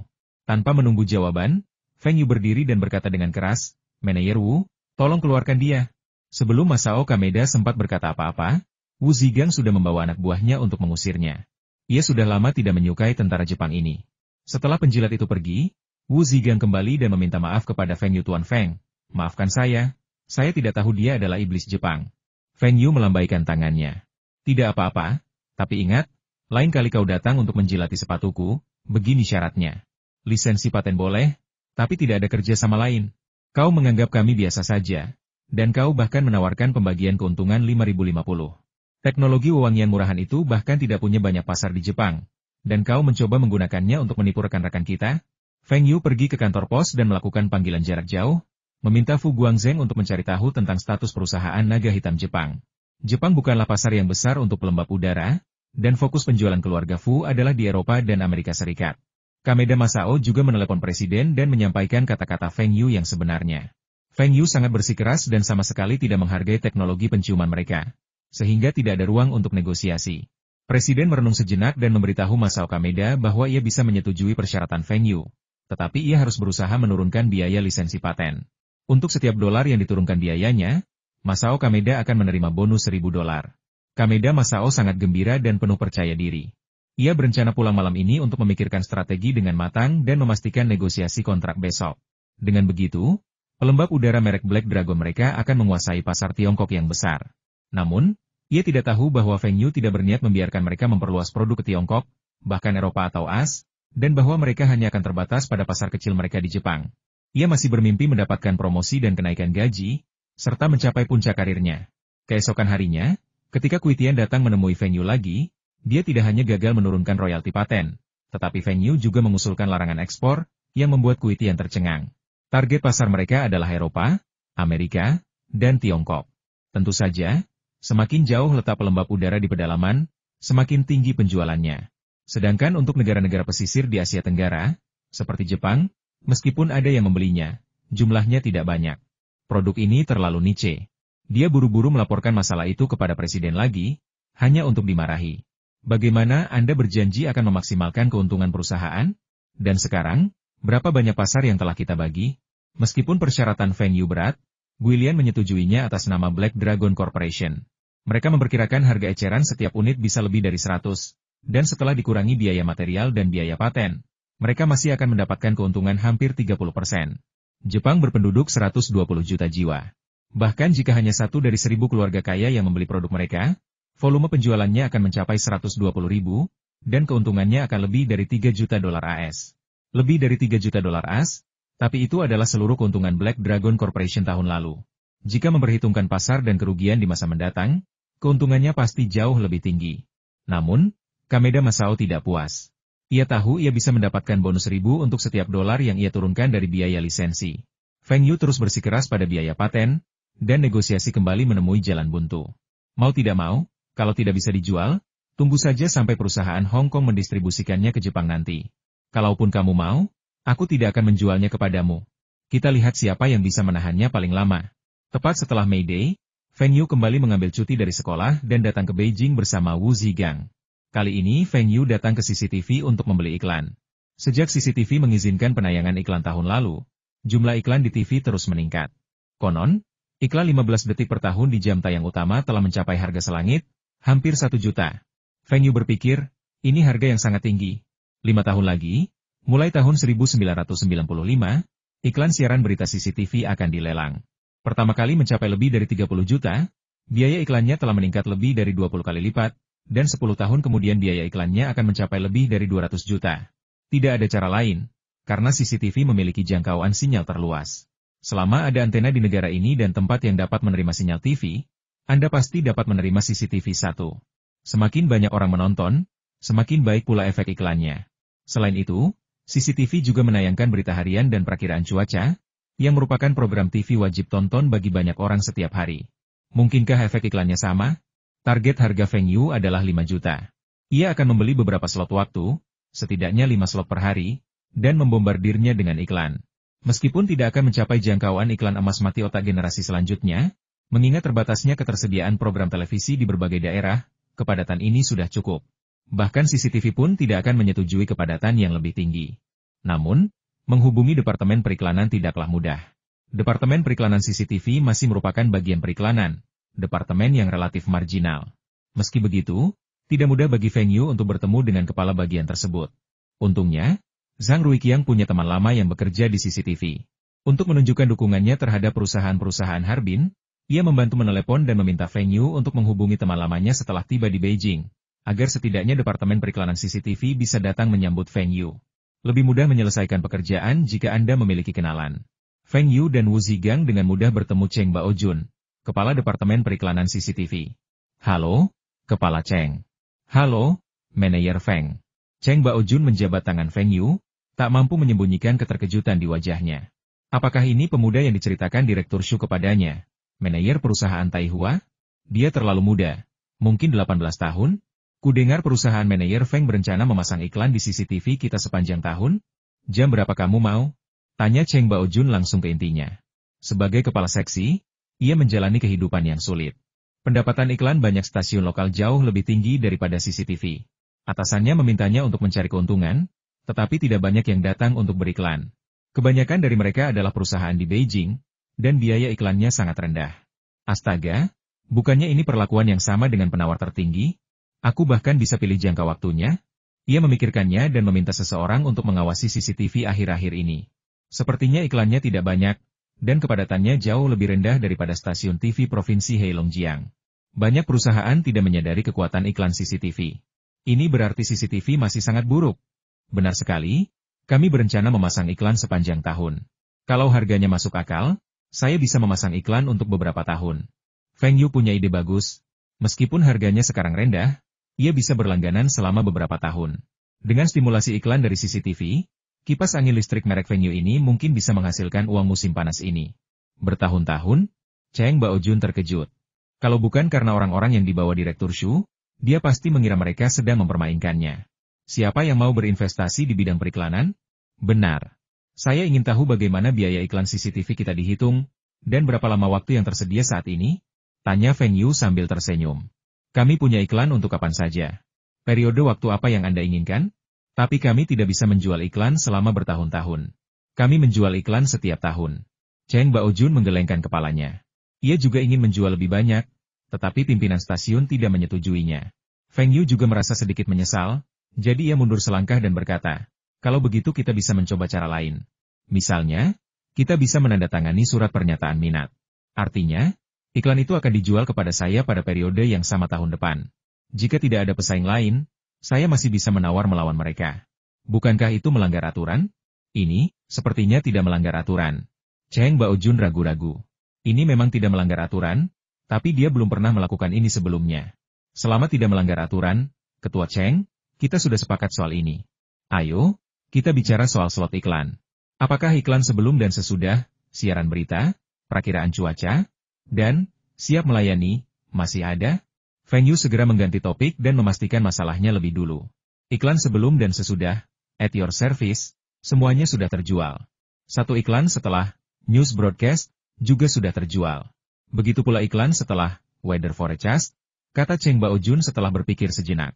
At Your Service adalah program reguler pertama yang dipandu oleh Shen Li, penyiar dan pembawa acara TV Tiongkok pertama. Ratingnya saat ini sedang meroket. Sayangnya, Feng Yu ingat bahwa program ini tidak akan dapat bertransformasi tahun depan karena tema-tema yang sudah ketinggalan zaman, yang mengakibatkan penurunan rating secara bertahap. Program ini kemudian digantikan oleh live. Pengiklan lain suka At Your Service? Gak masalah, Feng Yu lebih suka news broadcast dan weather forecast. Saya ingin iklan terakhir sebelum siaran berita, iklan 15 detik setelahnya, iklan terakhir sebelum ramalan cuaca, satu sekitar tengah hari, dan satu lagi sekitar pukul 20.30, semuanya untuk 1 tahun. Ketua Cheng, tolong hitung berapa total biayanya. Melihat penampilan Feng Yu yang mewah, Cheng Baojun tercengang. Apa perusahaan ini sekaya itu? 5 iklan sehari. Apa perlu sesering itu? Pendapatan tahun ini pasti lebih dari 1 juta. Tapi tak apa, misi periklanan tahun ini bisa diselesaikan. Cheng Baojun segera meminta seseorang untuk menghitungnya. Dan harga akhirnya ternyata sangat tinggi 5 iklan sehari, yang berarti biayanya 2,73 juta per tahun. Saking mahalnya, pihak lain pasti tidak akan setuju, kan? Cheng Baojun dengan gugup memberitahu Feng Yu harga akhirnya, berharap dia akan menawar atau memotong 2 iklan. Orang-orang di bawahnya bingung. 5 iklan? Apa mereka tidak bisa memberiku diskon? Kalau mereka menakuti klien besar ini, bagaimana mungkin mereka bisa menyelesaikan misi mereka tahun ini?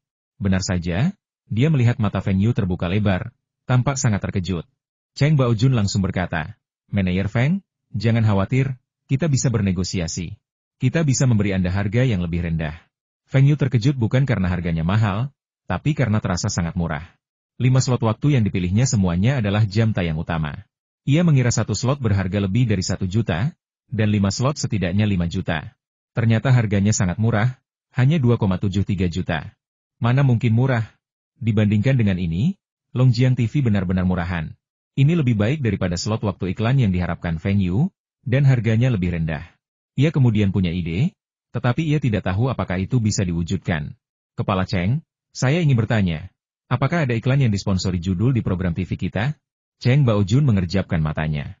Apa maksud sponsor judul? Ia menggeleng kosong. Ia belum pernah mendengarnya. Tidak ada yang seperti itu. Feng Yu sangat gembira. Seperti yang diharapkan, langkah selanjutnya adalah menggunakan kefasihannya untuk meyakinkan kepala seksi Cheng agar setuju mensponsori program tersebut. Misalnya, At Your Service adalah judul yang bagus. Seluruh keluarga Feng Yu senang menonton program TV ini, kecuali Feng Yu sendiri. Iklan bersponsor berarti menambahkan nama perusahaan atau merek kami di awal program. Misalnya, jika sebuah program berjudul At Your Service, judulnya akan diubah menjadi Win and Rain, At Your Service. Logo merek Win and Rain kami harus ditampilkan dengan jelas di panggung, dengan setidaknya beberapa cuplikan berdurasi 5 detik per episode. Pembawa acara juga akan mengumumkan iklan tersebut, seperti selamat datang semuanya untuk menonton Win and Rain, At Your Service. Win and Rain, At Your Service, disponsori oleh pelembab udara merek Win and Rain. Pelembab udara merek Win and Rain, teman baik Anda dalam hidup. Di akhir. Tunggu sebentar. Cheng Baojun menyela ucapan Feng Yu yang tak henti-hentinya. Manajer Feng, apa yang Anda bicarakan? Acara televisi kan untuk ditonton penonton. Bagaimana mungkin ada iklan di dalamnya? Hah? Andai saja para eksekutif stasiun TV di masa depan punya pemikiran sepertimu. Mereka akan menyisipkan 5 iklan, atau bahkan lebih, ke dalam episode serial TV berdurasi 40 menit. Netizen bercanda menyebutnya serial TV yang disisipkan ke dalam iklan. Tapi bisnis ya bisnis. Feng Yu tidak terlalu suka menonton acara TV akhir-akhir ini, kecuali Journey to the West. Meski begitu, karena minimnya program TV, rating setiap acara cukup bagus. Jika Journey to the West bisa disisipkan iklan, Feng Yu pasti ingin sekali menyisipkan 10 atau 8 iklan per episode agar penonton tetap terpaku di depan TV dan tidak meninggalkannya. Cheng Baojun bertanggung jawab kepada penonton dengan cara ini, tetapi itu bukan demi kepentingan Feng Yu. Ia harus terus mencuci otak Cheng Baojun. Hal-hal seperti penamaan tidak akan memengaruhi program At Your Service, yang toh tidak direkam sekaligus. Kepala seksi Cheng, lihat, pelembab udara merek Feng Yu kami adalah yang pertama di dalam negeri dan juga merupakan produk tercanggih di dunia internasional. Diekspor ke Eropa dan Amerika Serikat untuk menghasilkan devisa. Selain itu, pelembab udara kami adalah peralatan rumah tangga baru yang dirancang untuk melayani kehidupan masyarakat, yang sejalan dengan tema program kami. Dan merek Feng Yu kami, yang berarti kami siap melayani Anda apapun cuacanya. Bukankah itu semakin menegaskan tujuan kolom siap melayani Anda kami? Lagi pula, maukah Anda tahu berapa banyak yang saya tawarkan untuk iklan ini? Cheng Baojun masih menggelengkan kepalanya. Tidak, kami tidak melakukan itu. Bagaimana kami bisa menambahkan iklan ke dalam program? Para pemimpin tidak akan menyetujuinya. 1 juta setahun. Feng Yu melemparkan umpan yang berat. Cheng Baojun tersentak. Apa? 1 juta? Sebegitu banyaknya? Sebelum dia bisa pulih dari keterkejutannya, Feng Yu melanjutkan, saya ingin hak sponsor judul selama 3 tahun, total 3 juta, yang akan dibayarkan setelah kontrak ditandatangani. 3 juta. Cheng Baojun hampir tercengang. Bagaimana mungkin iklan judul sebuah program bisa meraup keuntungan sebesar itu? Apa manajer Feng bercanda? Apa dia benar-benar bersedia membayar 3 juta? Melihat Cheng Baojun tetap diam, Feng Yu terus membujuknya kepala Cheng. Kolom, At Your Service, ini cukup bagus, tetapi panggung dan pencahayaannya biasa saja. Apakah tim produksi kekurangan uang? Dengan biaya iklan dari sponsor kami, acara ini pasti akan lebih baik lagi. Lagi pula, tim produksi tidak menghabiskan banyak uang. Sisanya semua dari stasiun. Stasiun bahkan mungkin punya cukup uang untuk memulai acara lain. Dengan memulai acara lain, mereka bisa mendapatkan lebih banyak biaya iklan berdasarkan model ini. Ini siklus yang baik. Cheng Baojun tidak memahami sisa penjelasannya, tetapi ia ingat betul frasa luncurkan program lain dan dapatkan lebih banyak biaya iklan. Ya, ini mungkin siklus yang baik, tetapi apakah benar-benar aman untuk beroperasi seperti ini? Manajer Feng, apakah Anda tidak menginginkan iklan untuk slot waktu yang baru saja Anda pilih? Ya, tentu saja. 5 periode itu 200. 2.730.000. Saya bisa membulatkan desimalnya menjadi 2.700.000. Cheng Baojun juga menyadari bahwa manajer Feng jelas tidak kekurangan uang. Jika dia tidak mengatakan bahwa dia bisa bernegosiasi dan memberikan diskon, dia tidak akan mau membulatkan angka 30.000. Oke, tidak masalah. Aku tidak akan menawar. Tapi kau harus memikirkan baik-baik tentang sponsor judul dan berapa banyak pendapatan iklan yang bisa dihasilkannya untuk stasiun TV. Dan ini metode yang inovatif, dan kaulah yang mengusulkannya. Feng Yu memberi isyarat. Mata Cheng Baojun berbinar. Jika metode inovatif ini diterapkan, stasiun radio akan mendapatkan banyak biaya iklan tambahan. Orang yang mengusulkan rencana ini pasti akan menarik perhatian para petinggi, yang berarti dia akan berpeluang untuk dipromosikan, bukan? Baiklah, saya perlu melaporkan ini kepada atasan saya. Bolehkah saya menunggu beberapa hari sebelum membalas? Kita bisa menandatangani kontrak untuk 5 slot waktu lainnya dulu. Tidak masalah. Feng Yu menggelengkan kepalanya. Setelah selesai, kita akan tanda tangan bersama. Lagi pula, waktuku terbatas, dan aku tidak bisa tinggal di Beijing terlalu lama. Kuharap kepala seksi Cheng bisa membalasku sesegera mungkin agar aku bisa menyiapkan dananya. Bagaimana mungkin dia menandatangani kontrak terlebih dahulu? Feng Yu ingin meningkatkan bobot hak penamaan, membuat Cheng Baojun berpikir bahwa ini adalah syarat yang mengikat. Baru setelah itu Cheng Baojun akan bekerja lebih keras dan idenya akan memiliki peluang sukses yang lebih besar. At Your Service adalah salah satu program TV terpopuler di seluruh negeri. Dengan mensponsori program ini, promosi pelembab udara merek Feng Yu pasti akan lebih lancar. Cheng Baojun tampak sedikit kecewa. Sepertinya manajer Feng tipe orang yang menunggu dan melihat. Ia harus mencari cara agar bosnya menyetujui sponsor utama. Itu adalah pencapaian politik yang menguntungkan, tidak hanya menghasilkan jutaan dolar dari biaya iklan tetapi juga membuka aliran pendapatan baru bagi stasiun. Cheng Baojun juga marah. Baiklah, tunggu kabarku, aku pasti akan memberimu jawaban besok. Saat itu sedang ada rapat di CCTV. Di depan para pimpinan stasiun, terpampang draft iklan yang ditulis oleh Cheng Baojun. Semua orang mengerutkan kening, dan tak seorang pun berbicara lebih dulu. Sutradara menunggu lama, lalu berdeham untuk memecah keheningan. Semuanya, silakan sampaikan pendapat kalian tentang draft iklan Xiao Cheng. Wakil Direktur Jia, Anda bertanggung jawab atas Departemen Periklanan. Silakan duluan. Wakil Direktur Jia, yang namanya disebut, hanya bisa pasrah dan berkata Direktur. Rekan-rekan, semua orang bisa melihat betapa ketatnya dana stasiun saat ini. Ketika Kepala Seksi Cheng pertama kali memberikan draft ini kepada saya juga ragu apakah saya bisa melakukannya. Tapi sekali lagi, apakah ini melanggar aturan? Manfaatnya jelas. Biaya iklan kami akan meningkat secara signifikan, dana kami akan mencukupi, dan kami akan mampu menyajikan program yang lebih canggih kepada penonton. Jadi, saya mendukung ini. Seseorang mulai berbicara, dan yang lain mengikuti. Beberapa orang mengira ini melanggar hukum. Mereka baru saja mengizinkan iklan di stasiun 2 tahun lalu. Dan sekarang mereka menayangkan iklan berjudul. Stasiun-stasiun lokal pasti akan mengikuti, yang niscaya akan menyoroti CCTV. Beberapa juga menyatakan dukungan. Apa tujuan iklan TV? Bukankah untuk menghasilkan pendapatan? Sebelum tahun lalu, stasiun itu sangat kekurangan dana. Sejak itu, bukankah sudah jauh lebih baik? Lagi pula, iklan TV lokal selalu lebih unggul daripada CCTV. Tetapi sekarang iklan CCTV bahkan lebih laku daripada TV lokal. Memalukan, kan? Semua orang ikut berkomentar, masing-masing mengungkapkan pendapatnya, tak mampu meyakinkan satu sama lain. Semua orang tampaknya punya alasan sendiri, tetapi tak satu pun mampu sepenuhnya membantah yang lain. Akhirnya, semua orang meminta pendapat terakhir dari direktur stasiun. Direktur stasiun mencibir dalam hati kepada para wakil direktur stasiun.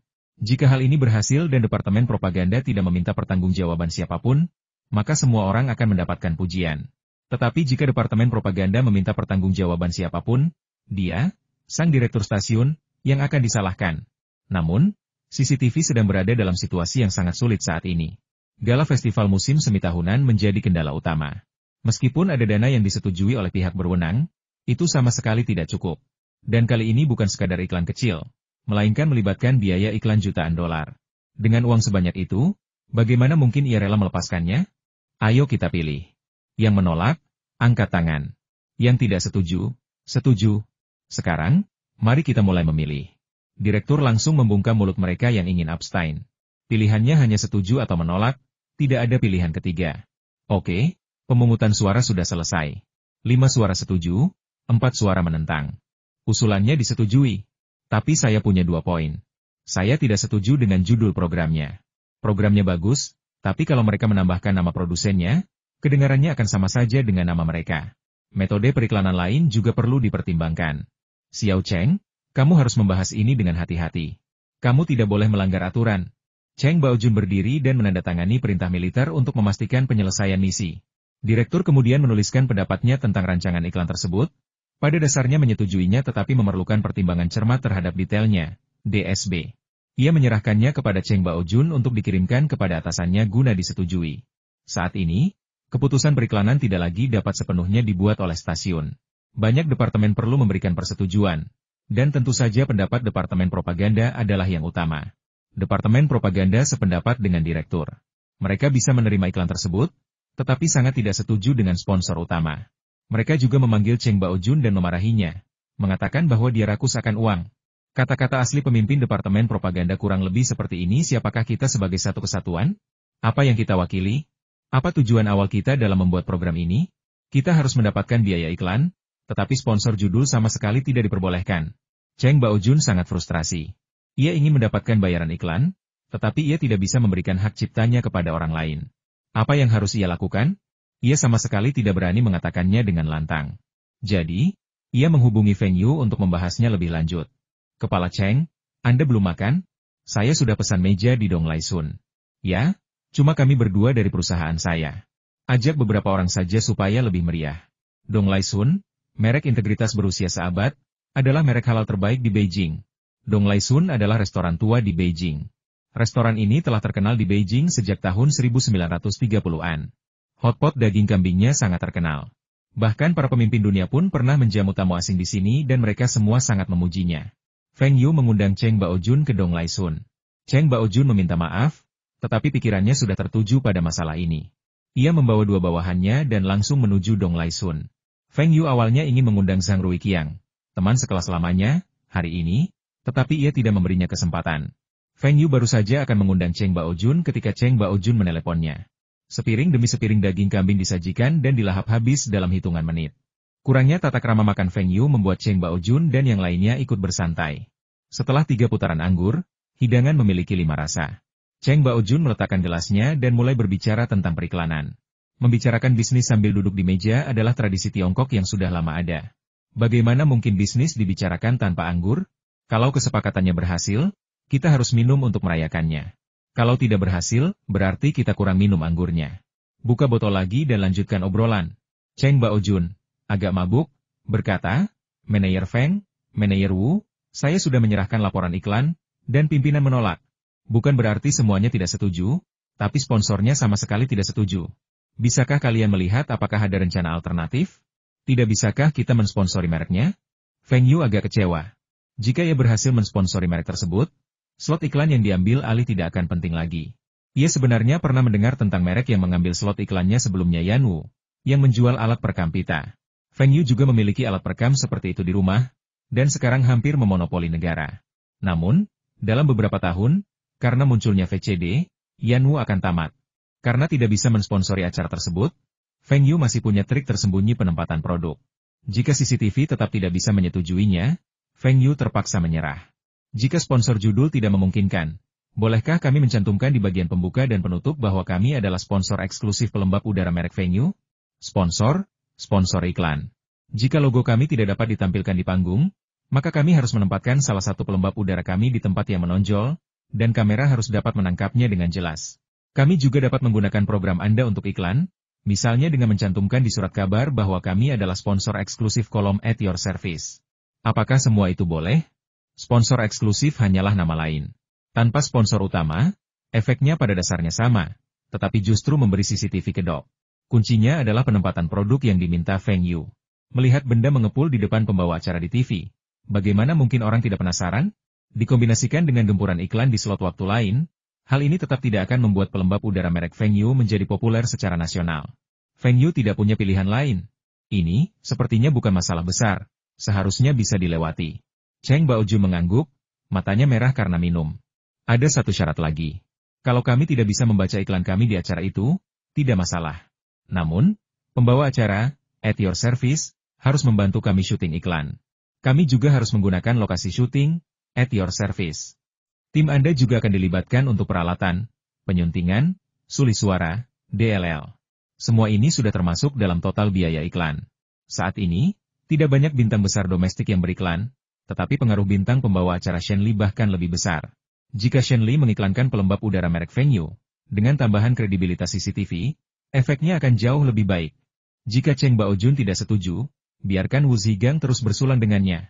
Direktur stasiun menatap Cheng Baojun di depannya, begitu marah hingga ingin melempar dokumen itu ke wajahnya. Aku memintamu untuk menurunkan iklan dan mencabut hak penamaan. Kau menepuk dadamu dan berjanji padaku kau bisa melakukannya. Apakah ini yang kau lakukan? Beraninya kau setuju untuk membiarkan pembawa acara kita membuat iklan untuknya? Pembawa acara dibayar, dan mereka tidak hanya mewakili diri mereka sendiri, tetapi juga citra stasiun TV, dan bahkan departemen propaganda. Bagaimana mungkin kau bisa beriklan untuk perusahaan swasta? Situasi seperti apa yang akan terjadi? Jika para pemimpin departemen propaganda tahu, mereka pasti akan menudingnya dan mengatakan dia terobsesi dengan uang. Katakan padaku, apakah ada hubungan antara kau dan manajer Feng dari perusahaan Taihua? Tanya direktur itu sambil menggebrak meja. Cheng Baojun terkejut. Direktur, ini tidak ada hubungannya dengan saya. Dia diperkenalkan oleh Direktur Lu dari divisi kedua Departemen Propaganda. Direktur Lu Wenbo? Ceka baiklah, bicaralah lagi dengan manajer Feng. Iklan Shenli sama sekali tidak diizinkan. Direktur, manajer Feng ada di kantor saya. Beliau bilang ingin bicara langsung dengan Anda jika memungkinkan. Beliau punya beberapa ide yang tidak melanggar kebijakan dan bisa menguntungkan kedua belah pihak. Biarkan dia masuk. Direktur juga ingin bertemu manajer Feng, yang ingin membuat iklan hak penamaan. Selain itu, tujuannya adalah untuk memberi Luenbo muka. Jadi dia setuju setelah ragu sejenak. Namun, ketika pertama kali melihat Feng Yu, sang direktur masih tidak percaya. Cheng Baojun mengatakan kepadanya bahwa manajer Feng masih sangat muda, tetapi dia tidak menyebutkan bahwa dia masih seorang mahasiswa. Apakah Anda Feng Yu, manajer perusahaan Taihua? Dijamin. Feng Yu menjabat tangan direktur dengan antusias. Ia terbiasa dipandang rendah karena usianya, dan Feng Yu menganggap ini keuntungannya. Manajer Feng ingin membeli iklan dari stasiun kami, dan kami sangat senang. Bahkan jika Anda meminta langganan tahunan, Xiao Cheng bahkan menyesuaikan slot waktu untuk iklan lain agar Anda mendapatkan 5 slot terbaik. Tapi apa yang Anda minta hak penamaan? Dan Anda ingin pembawa acara kami beriklan untuk perusahaan swasta seperti Anda? Itu melanggar aturan, jadi lupakan saja. Perusahaan swasta? Apa? Kau meremehkan mereka? 10 tahun dari sekarang, perusahaan swasta akan ada di mana-mana, dan bahkan penawar tertinggi untuk iklan CCTV akan dipegang oleh perusahaan swasta. Kau tidak suka perusahaan swasta? Baiklah. Aku akan membuatmu terlihat seperti perusahaan milik negara. Perusahaan swasta? Ya, kami memang swasta. Tetapi kami tidak memproduksi produk ini. Pabrik motor listrik Harbin yang melakukan penelitian dan pengembangan, dan pabrik pembuatan pesawat Harbin yang melakukan penelitian dan pengembangan. Keduanya adalah perusahaan milik negara yang sudah mapan, dan perusahaan kami hanya bertanggung jawab atas penjualan. Iklan ini juga tentang produknya, bukan Taihua. Selain itu, produk kami memiliki teknologi yang dipatenkan di Tiongkok, Asia, Eropa, dan Amerika, dan telah menghasilkan banyak devisa bagi negara. Feng Yu adalah merek peralatan rumah tangga berteknologi tinggi pertama kami yang merupakan merek swasta, dan bisa dibilang merupakan kebanggaan negara dan bangsa kami. Mengapa kami tidak bisa menyewa pembawa acara yang berpenampilan menarik untuk membuat iklan ini? Feng Yu mulai berbicara dengan nada tinggi, bertekad untuk mengintimidasi pihak lain. Merek peralatan rumah tangga berteknologi tinggi miliknya yang pertama telah membingungkan sang direktur. Meskipun Feng Yu berbicara dengan cepat dan sang direktur tidak sepenuhnya mengerti, ia merasa bahwa merek Feng Yu tampak seperti merek yang sangat kuat dan simbol kebanggaan nasional. Apakah Anda benar-benar perusahaan yang bekerja sama dengan pabrik motor listrik Harbin dan pabrik pembuatan pesawat Harbin? Tanya direktur itu dengan ragu. Tentu saja, Anda bisa menelepon dan bertanya sekarang. Kami adalah kerja sama 3 pihak. Desainnya milik saya, kreativitasnya milik saya, dan penjualannya milik saya. Keuntungannya kami bagi 3. Feng Yu tidak menjelaskannya secara detail. Faktanya, keuntungan gabungan kedua pabrik milik negara itu tidak sebesar bagian Feng Yu. Direktur stasiun tertipu oleh ekspresi percaya diri Feng Yu. Tentu saja, dia tidak akan menelepon kedua perusahaan itu untuk menanyakannya di depan Feng Yu. Lagi pula, hal itu harus tertulis di kontrak. Jika Feng Yu menipu mereka, dia akan langsung menerima biaya iklan tanpa harus menayangkan iklannya. Orang yang berani menipu CCTV belum muncul. Namun, kami tidak punya preseden untuk mengizinkan pembawa acara memasang iklan. Tidak, manajer stasiun salah paham. Mungkin saya tidak menjelaskannya dengan jelas. Pembawa acaranya hanya muncul. Kami memotong klipnya saat membawakan acara, at your service, dan menambahkan suli suara. Itu tidak dihitung sebagai iklan pembawa acara. Biaya iklan ini bisa membantu meringankan beban finansial stasiun, kan? Dan saya juga bilang kita bisa membelinya selama 3 tahun sekaligus. Jika sponsor utama tidak berhasil, kita bisa mengubahnya menjadi sponsor eksklusif. Sponsor tidak melanggar aturan, kan? Panggungnya tidak bisa dibangun sesuai kebutuhan kita. Tapi produk kita harus muncul. Feng Yu mulai mencuci otak sang sutradara. Pekerjaan ini tidak terlalu sulit. Sutradara ragu-ragu sejenak lalu berkata, bisakah Anda membuat sampel untuk kami lihat terlebih dahulu? Tidak masalah. Bolehkah saya meminjam studio untuk program, at your service? Direktur stasiun mengangguk dan secara pribadi mengantar Feng Yu ke studio. CCTV tidak memiliki banyak program saat itu, tetapi studionya juga cukup kecil, dan saat ini mereka sedang merekam program lain. Feng Yu menatap studio yang lusuh itu dan menggelengkan kepalanya. Sebelum kelahirannya kembali, bahkan stasiun TV tingkat kota pun lebih baik dari ini. Apa-apaan ini? Meskipun dia sama sekali bukan seorang profesional, dia pasti bisa membuat setnya 2 kali lebih bagus dari sekarang.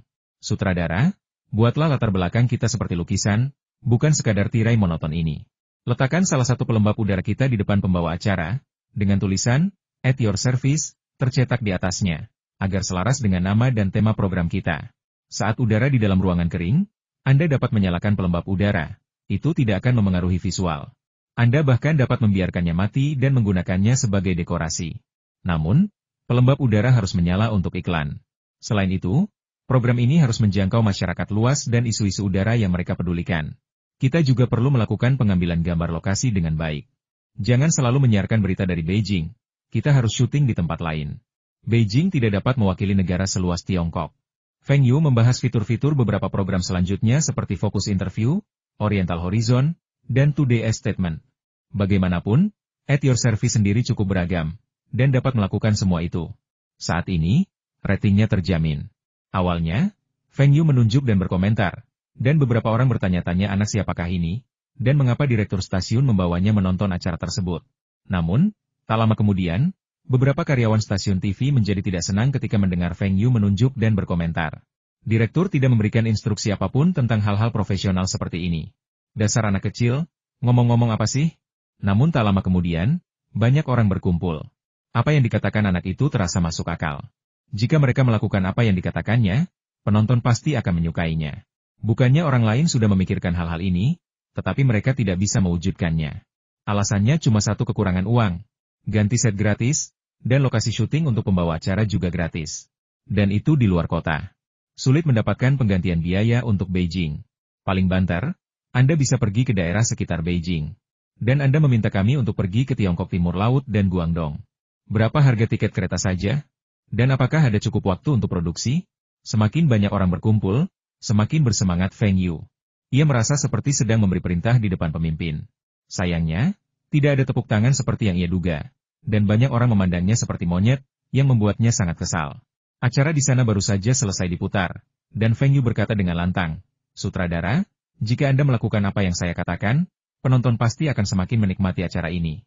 Soal pendanaan, dengan pelembab merek Feng Yu kami yang secara eksklusif mensponsori 1 juta, itu tidak akan menjadi masalah." Mereka yang hendak menertawakan Feng Yu tercengang. Apa kata anak itu? Berapa besar sponsor eksklusifnya? 1 juta?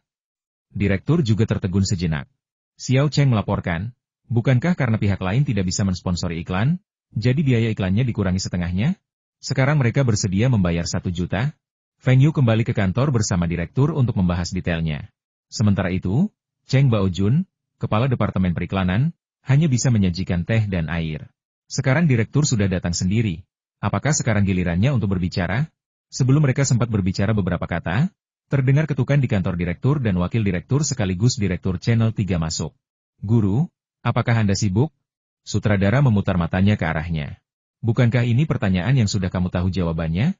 "Hutua, apa yang terjadi?" "Direktur, saya dengar ada perusahaan yang ingin beriklan di stasiun kita. Bisakah Anda mensponsori sejumlah uang untuk Channel 3 kita?" CCTV saat ini hanya memiliki 3 saluran. Saluran 4 baru diluncurkan pada tahun 1992. Saluran 3, saluran nirkabel terestrial yang diluncurkan pada tahun 1986, pada dasarnya hanya disiarkan di Beijing. Saluran 2 baru diluncurkan pada tahun 1987, dan sebelumnya, hanya dapat diakses di Beijing. Tentu saja jauh lebih sulit bagi stasiun TV yang hanya siaran di Beijing untuk memungut biaya iklan. Wakil Direktur Hu datang ke sini untuk mencoba karena anggaran yang terbatas. Sebelum sutradara sempat mengungkapkan pendapatnya, Feng Yu bertanya, "Ini Direktur Hu, kan? Apakah Anda punya program bagus di Channel 3? Program yang disukai orang biasa." Sutradara Hu segera berkata, "Saya wakilnya.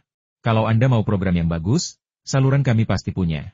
Sutradara Hu menyebutkan 3 atau 4 program, tetapi Feng Yu belum pernah mendengar satu pun.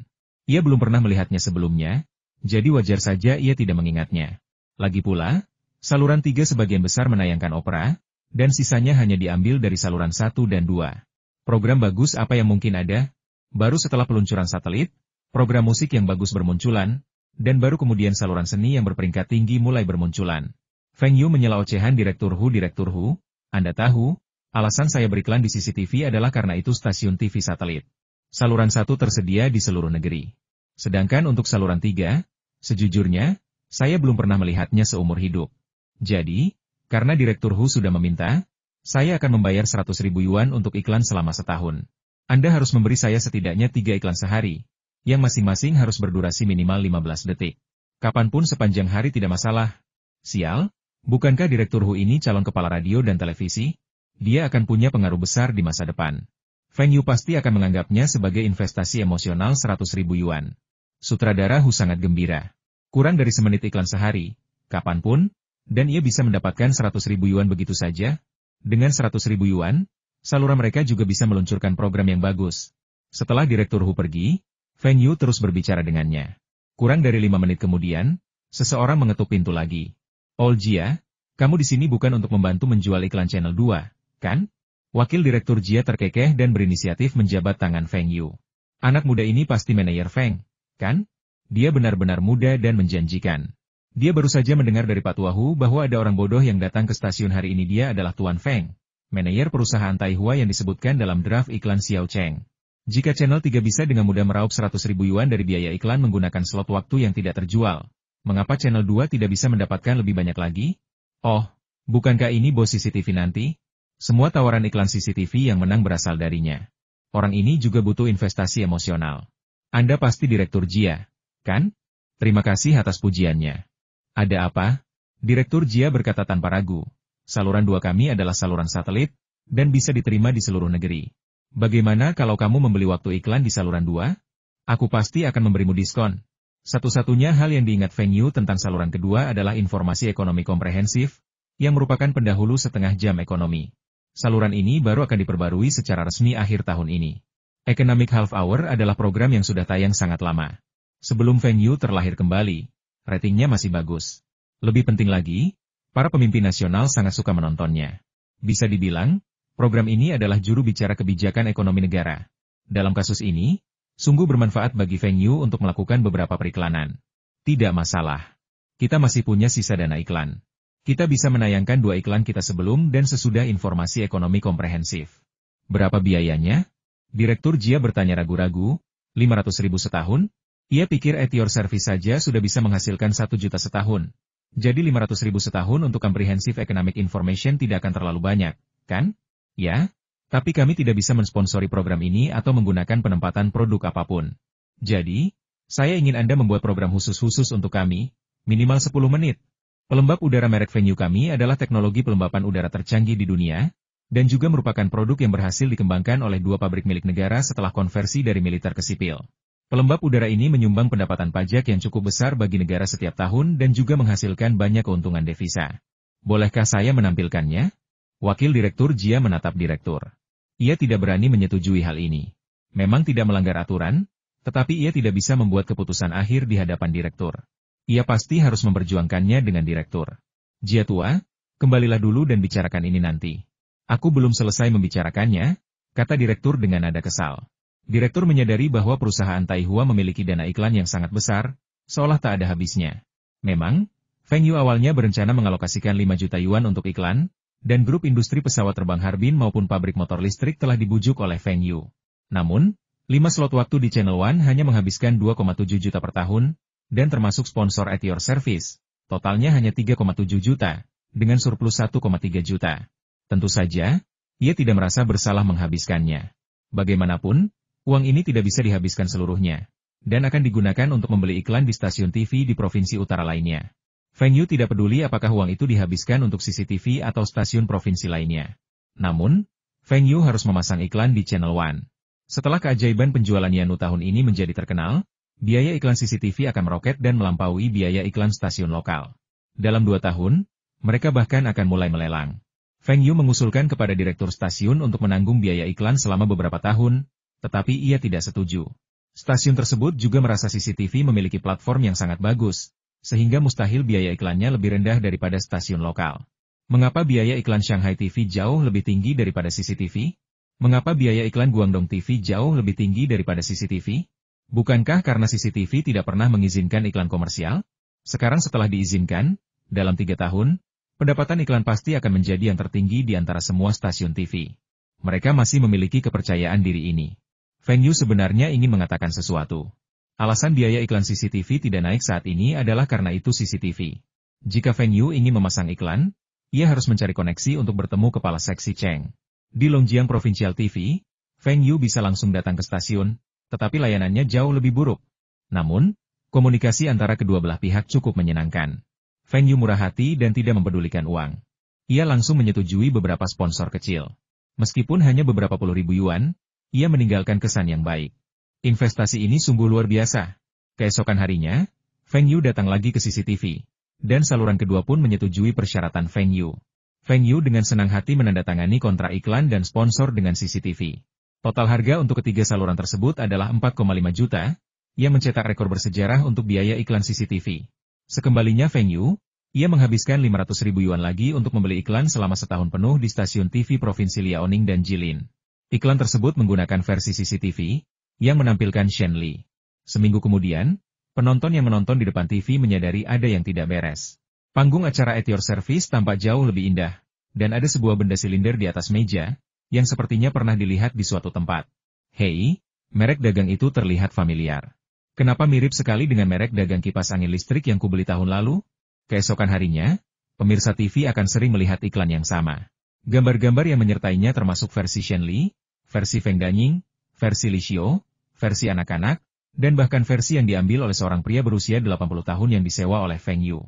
Lagu itu diputar setiap hari tanpa pengulangan, jadi awalnya tidak ada yang memperhatikan. Namun, setelah 2 hari, karena terlalu sering diputar, terutama saat jam tayang utama iklan CCTV, bahkan anak-anak pun teringat slogan pelembab Feng Yu, teman baik di dalam ruangan. Setiap versi menonjolkan fitur-fitur keselamatan, kesehatan, hemat energi, efisiensi tinggi, dan teknologi tinggi dari pelembab udara merek Feng Yu yang baru. Ditambah dengan penempatan produk At Your Service, dalam 3 hari, banyak orang bertanya di mana bisa membeli pelembab udara ini dan apakah benar-benar memiliki manfaat kesehatan. Meskipun ibu kotanya bukanlah pusat ekonomi Tiongkok, karena basis populasinya yang besar dan menjadi pusat politik, penjualan pelembab tiba-tiba meroket. Ketika penjualan di kota-kota besar di utara seperti Shanghai, Tianjin, Zhengzheng, Taiyuan, Chang'an, Xicheng, Shenzhen, dan Jicheng mulai tumbuh, bahkan penjualan di beberapa kota selatan mulai meningkat. Awalnya, Li Xiao dan Hou Haitao sempat mengeluhkan Feng Yu yang menghabiskan 5 juta untuk iklan. Meskipun mereka setuju, mereka tidak terbujuk oleh Feng Yu, melainkan oleh jaminan Feng Yu. Biaya iklan sebesar 5 juta dolar pasti akan menghasilkan keuntungan lebih dari 10 juta dolar bagi pelembab udara ini. Ini juga akan membantu pelembab udara merek Feng Yu dengan cepat menguasai pasar, sehingga tidak menyisakan ruang bagi merek lain. Orang lain mungkin tidak tahu. Tetapi Feng Yu tahu bahwa pelembab rumah tangga Yadu akan diproduksi tahun depan. Akankah ia bersaing dengan Yadu saat itu? Yadu sebaiknya fokus saja membuat pembersih udara. Jika situasinya tidak berjalan baik, Feng Yu tidak keberatan mengambil alih perusahaan peningkatan kualitas udara kelas dunia ini di masa mendatang untuk mencegah orang asing memanfaatkannya. Sedangkan untuk penjualan domestik, setelah dibombardir iklan, terutama iklan Shen Li, penjualan versi deluxe untuk pertama kalinya melampaui penjualan versi premium. Keuntungan kotor sebuah pelembab udara sekitar 100 yuan. Meskipun volume penjualan awalnya bagus, dengan angka tersebut, akan dianggap bagus jika 20.000 unit dapat terjual secara nasional dalam sebulan. Bagaimana ini bisa memuaskan Feng Yu? Sekarang berbeda. Setelah gempuran iklan, lebih dari 30.000 unit terjual di minggu pertama, dan para dealer datang membawa cek untuk memesan, membuat Li Xiao dan Hou Haitao sangat senang. Sekarang Li Xiao dan Hou Haitao keduanya memiliki ide yang sama, uang iklan itu sepadan. Ada juga beberapa perusahaan yang sebelumnya bekerja sama dengan Taihua tetapi telah menghentikan kemitraan mereka. Mereka ingin memperbarui hubungan, tetapi ditegur oleh Wu Zigang sesuai permintaan Feng Yu. Taihua harus mempertahankan gayanya yang konsisten, agresif. Tujuannya adalah agar pedagang lain melihat bahwa jika mereka mengikuti perusahaan Taihua, mereka akan mendapatkan daging. Tetapi jika mereka mengkhianatinya, mereka bahkan tidak akan mendapatkan sup. Yang paling sial adalah beberapa produsen yang meniru pelembab elektrik merek Feng Yu. Mereka telah berulang kali menurunkan harga, bahkan di bawah harga pokoknya, tetapi volume penjualannya terus menurun. Bahkan, pelembab elektrik ini ditempatkan di sudut-sudut pusat perbelanjaan tanpa ada yang berminat. Jika Feng Yu melihat ini, dia pasti akan mengkritik para pemimpin pabrik-pabrik ini. Mereka bahkan tidak bisa berpura-pura. Dan harga Anda sangat berbeda dengan pelembab angin dan hujan. Bagaimana mungkin ada yang membelinya? Pelembab udara adalah barang baru. Tidak seperti perekam kaset dan televisi, yang merupakan peralatan rumah tangga standar dan hanya orang kaya yang mampu membelinya. Kalau Feng Yu, dia pasti akan menaikkan harga. Penjualannya mungkin tidak akan banyak membaik, tetapi keuntungannya akan lebih tinggi, yang setidaknya akan menutupi investasinya. Kalau saja berada di area dengan arus informasi terbatas, mungkin penjualannya akan lebih baik lagi. Anda bersikeras bersaing dengan pelembab Feng Yu. Apakah Anda punya kampanye iklan besar-besaran? Apakah Anda punya desain yang lebih estetis? Apakah Anda punya teknologi yang lebih canggih? Anda tidak punya apa-apa. Pabrik itu pantas rugi. Hanya Hou Haitao yang merasa sedikit menyesal. Pelembab ini jelas dikembangkan oleh Harbin Aircraft Industry Group, tapi kenapa bocah Li Xiao itu bisa muncul di TV, tapi dia tidak bisa? Feng Yu hanya bisa menghiburnya dengan berkata, lain kali. Pelembab Feng Yu saat ini memonopoli pasar, tidak hanya di Tiongkok tetapi juga di luar negeri. Pelembab juga tersedia di Eropa dan Amerika, tetapi sebagian besar digunakan di industri. Sementara penggunaan rumah tangga masih terjebak di era pelembab elektrik. Sekalipun mereka punya teknologi ultrasonik, Feng Yu sudah mematenkannya, sehingga mereka tidak bisa memproduksi pelembab serupa setidaknya selama 10 tahun. Ingin menghasilkan sesuatu yang lebih canggih lagi? Ayolah, teknologi itu baru akan muncul di laboratorium setelah milenium. Harganya sangat mahal. Jadi bagaimana mungkin bisa digunakan untuk keperluan sipil sekarang? Dapat dikatakan bahwa setidaknya selama 10 tahun ke depan, Feng Yu akan menjadi pemimpin dalam pelembab udara di dunia, dan tidak ada perusahaan yang dapat menggoyahkan posisi dominan Feng Yu. Fu Guangzheng juga membawa kabar baik. Pelembab udara ini laris manis di Asia Tenggara. Keluarga Fu memposisikan pelembab udara ini sebagai barang mewah untuk kaum bangsawan, dan hanya tersedia di pusat perbelanjaan besar. Meskipun penjualannya jauh lebih rendah daripada di Tiongkok, harganya masih lebih tinggi daripada di Tiongkok. Yang lebih mengejutkan Feng Yu adalah pelembab udara tersebut terjual dengan baik di Eropa dan Amerika Serikat seperti halnya di Tiongkok, terutama di Amerika Serikat. Feng Yu memang picik dan meminta Fu Guangzheng untuk menaikkan harga, tetapi ia tidak menyangka pelembab udara itu akan tetap laku. Dalam kata-kata Fu Guangzheng, Feng Yu sungguh luar biasa. Orang Amerika memang semurah yang dikatakan Feng Yu, hanya membeli barang-barang mahal, bukan barang yang tepat. Selain itu, lebih dari satu perusahaan di Eropa dan Amerika Serikat telah menghubungi keluarga Fu, ingin membeli teknologi pelembab yang dipatenkan, atau mengambil langkah mundur dan terlibat dalam pengembangan kerjasama dan memperoleh otorisasi paten. Semua ini ditolak oleh Feng Yu tanpa terkecuali. Dengan keuntungan sebesar itu saat ini, Feng Yu tentu saja tidak bisa menjual lisensinya, meskipun pihak lain menawarkan harga tinggi. Memutus hubungan dengan Harbin Aircraft Industry Group dan perusahaan lainnya untuk sementara waktu bukanlah hal yang mudah. Lebih lanjut, menjual lisensi tersebut juga akan menyinggung keluarga Fu, yang saat ini bertanggung jawab atas penjualan di luar negeri. Negara ini bukan negara kecil seperti Jepang, melainkan pasar utama untuk pelembab udara. Setelah beberapa tahun, ketika periode keuntungan besar berakhir, Feng Yu dapat menjual lisensinya kembali dan memberikan kompensasi simbolis kepada Harbin Aircraft Industry Group dan pabrik motor listrik. Namun, kontrak tersebut tidak menyebutkan bahwa Feng Yu tidak dapat melisensikan paten tersebut kepada perusahaan luar negeri, melainkan hanya perusahaan dalam negeri. Ketika Feng Yu menunjukkan data penjualan luar negeri kepada Li Xiao dan Hou Haitao, mereka berdua tercengang. Penjualan luar negeri begitu kuat, lebih dari 2 kali lipat penjualan domestik. Bukankah Feng Yu bilang di luar negeri lebih mahal? Kenapa orang-orang di Eropa dan Amerika begitu kaya? Terakhir kali, Feng Yu menyebutkan penambahan bengkel produksi. Tetapi Li Xiao bilang itu tidak perlu. Kali ini, setelah melihatnya, ia kembali ke pabrik tanpa sepatah kata pun untuk bersiap. Kita tidak bisa menunda ekspor, itu lebih menguntungkan daripada penjualan domestik. Setelah penjualan pelembab merek Feng Yu berkembang pesat, Kameda Masao datang lagi ke perusahaan Taihua untuk menjilat sepatunya. Begitu mereka bertemu, Kameda Masao membungkuk 90 derajat. Feng Yu menerimanya dengan tenang dan membungkuk pula. Tuan Feng, perusahaan kami sungguh tulus. Biaya lisensi paten sebesar $10 untuk satu pelembab udara saja sudah sangat mahal. Kami tidak banyak menjual di Tiongkok. Tidak, bukan itu intinya. Intinya, kita harus menandatangani perjanjian lisensi dengan durasi yang sama dengan durasi paten kita, dan biaya paten harus dibayar sekaligus. Tahun depan adalah saat krisis ekonomi Jepang meletus dan banyak perusahaan Jepang bangkrut. Siapa yang tahu apakah Black Dragon Corporation yang malang itu akan termasuk di antara mereka? Biaya paten harus dikumpulkan sekaligus, meskipun itu berarti sedikit pengurangan keuntungan. Jika dikumpulkan selama 10 tahun, mungkin tidak ada biaya yang akan dikumpulkan pada tahun kedua, atau mungkin dapat dikumpulkan selama 10 tahun. Namun, risikonya terlalu besar, jadi Feng Yu tidak mau berjudi. Dia bisa menghasilkan 50 yuan sekarang, jadi untuk apa repot-repot memikirkan 110 tahun lagi? Jika Feng Yu menginvestasikan 50 yuan sekarang dan berharap bisa menggandakannya, dia bahkan tidak akan bisa menggunakannya dalam setahun. Tuan Feng, Pembelian satu kali saja akan memberi tekanan yang terlalu besar pada perusahaan kami, dan mustahil perusahaan kami bisa menjual 1 juta unit. Feng Yu memasang ekspresi terkejut. Itu tidak benar, kau hanya menjilati sepatuku. Terakhir kali kau bilang negaramu berpenduduk lebih dari 100 juta jiwa dan memiliki lebih dari 20 juta keluarga besar. Termasuk rumah dan kantor, kau bisa menjual setidaknya 1 juta pelembab udara dalam 10 tahun ke depan. Benarkah pernyataanmu itu? Masao Kameda memasang ekspresi getir di wajahnya. Ia awalnya melebih-lebihkan pasar agar Feng Yu menurunkan biaya lisensi paten, tetapi ia tidak menyangka bahwa karena data ini, perusahaannya harus membayar biaya pembelian paten yang tinggi. Pak Feng, itu data penjualan ideal yang kami hitung berdasarkan jumlah unit yang rusak. Tapi pasar terus berubah, dan siapa yang tahu berapa banyak yang bisa kami jual? Bagaimana kalau kami hanya bisa menjual 200.000 unit, atau bahkan 100.000 unit? Masao Kameda akhirnya menemukan alasan yang tepat dan ia menghela napas lega. Hah? Itu tidak benar. Karena perusahaanmu sangat lemah, mengapa aku harus menjual paten itu kepadamu? Aku bisa memilih untuk mengekspornya atau menjualnya ke perusahaan yang lebih berani, seperti Sharp atau Panasonic.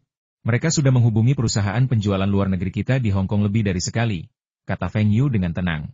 Apakah kedua perusahaan besar ini mendekati perusahaan Fu Guangzheng di Hong Kong? Tentu saja. Tetapi negosiasi pertama gagal karena mereka mendengar bahwa pihak lain hanya bersedia melisensikan produk tersebut ke satu wilayah di Jepang dan meminta harga yang sangat tinggi. Sehingga mereka menyerah saat itu juga. Tetapi Black Dragon Company tidak tahu bahwa Masao Kameda bahkan lebih khawatir bahwa jika dia gagal menyelesaikan tugas yang diberikan oleh Presiden, apalagi menjadi perwakilan di Cina, dia bahkan mungkin kehilangan pekerjaannya. Tuan Feng, mohon prioritaskan perusahaan kami. Kami sangat tulus. Masao Kameda berdiri dan membungkuk 90 derajat. Ia telah berada di Tiongkok selama 7 atau 8 tahun, dan orang-orang Tiongkok yang ditemuinya entah membencinya karena alasan sejarah atau berusaha menjilatnya karena uang. Ini pertama kalinya ia melihat seseorang seperti Feng Yu yang mengabaikannya. Terlebih lagi, Feng Yu sama sekali tidak memberinya kesan seorang pemuda. Sebaliknya, ia tampak seperti pria berusia 40-an yang cerdas dan berpengalaman. Namun, orang yang duduk di depannya jelas seorang siswa SMA. Keunggulan Feng Yu saat ini adalah hak paten yang dimiliki pihak lawan, yang diinginkan pihak lawan. Selain itu, Feng Yu terus-menerus menunjukkan kepada pihak lawan penjualan pelembab merek Feng Yu yang sangat tinggi, baik di dalam negeri maupun internasional, sehingga meningkatkan nilai lisensi paten tersebut. Lebih lanjut, Feng Yu juga menegaskan bahwa tidak perlu memberikan izin usaha kepada Black Dragon Company. Ia dapat menjalankan bisnisnya secara mandiri dan tetap menghasilkan uang di Jepang dengan pelembab udara merek Feng Yu. Melihat ekspresi Kameda Masao, Feng Yu tahu ia hampir mencapai batas maksimal pihak lain. Ia tiba-tiba meminta 10 juta dolar AS. Belum lagi Black Dragon Corporation hanyalah perusahaan kecil, bahkan perusahaan besar seperti Sharp pun akan takut. 10 juta dolar, tetapi pasarnya hanya puluhan juta dolar, sama sekali tidak hemat biaya. Mereka lebih suka menginvestasikan 10 juta dolar untuk penelitian dan pengembangan produk baru. Feng Yu hanya ingin lebih banyak uang agar bisa berinvestasi di pasar saham domestik yang meroket di paruh kedua tahun ini. Kini, tampaknya ia harus membuat beberapa konsesi. Nah, Anda sudah menghitungnya. Rata-rata volume penjualan tahunan sekitar 100 unit, jadi biaya lisensi patennya 1 juta. Anda harus membayar uang muka minimal 5 tahun, yaitu 5 juta. Saya akan memberi Anda diskon setengahnya. Boleh? Uang muka 1 tahun tidak masalah, tapi uang muka 5 tahun terlalu banyak. Mata Masao Kameda berbinar. Feng Yu menurunkan persyaratannya, yang berarti ia bersedia berbicara dengan mereka.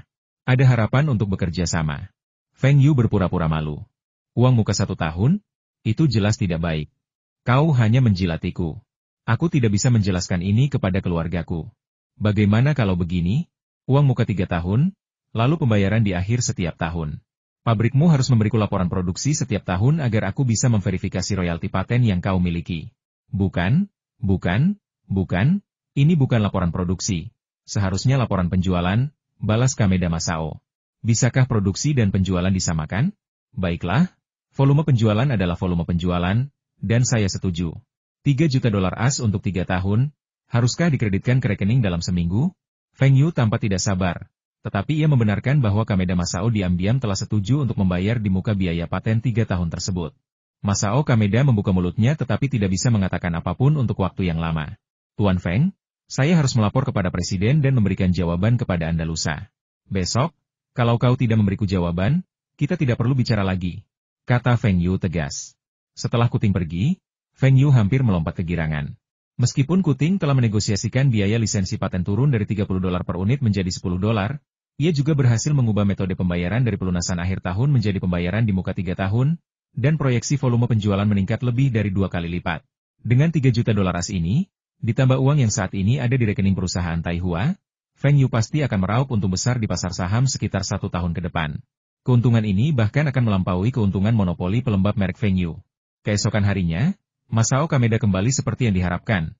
Tetapi ia tidak menyetujui syarat Feng Yu untuk membayar di muka selama 3 tahun dan kemudian membayar setiap tahun setelahnya. Sebaliknya, ia menawarkan 5 juta untuk membeli lisensi eksklusif paten ini di Jepang. Ini berarti pelembab udara merek Feng Yu dan perusahaan manapun yang diberi wewenang oleh Taihua Company, pemegang paten, tidak dapat menjual pelembab udara dengan teknologi yang sama ke Jepang. Mereka juga ingin menguasai seluruh pasar. Presiden mereka mengambil pinjaman dari bank untuk membeli teknologi tersebut, dengan keyakinan bahwa hal itu jauh lebih hemat biaya daripada membayar 3 tahun di muka dan kemudian mengumpulkan biaya paten selama hampir 10 tahun secara total seperti yang disarankan Feng Yu. 5 juta dolar? Feng Yu ragu sejenak sebelum menyetujui. Meskipun tampaknya ia merugi sementara. Nyatanya, dalam 5 tahun, pelembab udara merek Feng Yu pasti akan memiliki teknologi yang lebih mutakhir. Saat itu, teknologi di tangan Black Dragon Corporation sudah ketinggalan zaman, dan Feng Yu masih bisa menjualnya kepada mereka. Lagi pula, pasar pelembab udara di Jepang memang sedang tidak banyak, jadi Feng Yu tidak merasa rugi. 5 juta dolar itu jauh lebih terjangkau sekarang. Dalam waktu kurang dari setahun, Feng Yu bisa mengubahnya menjadi 10 juta dolar.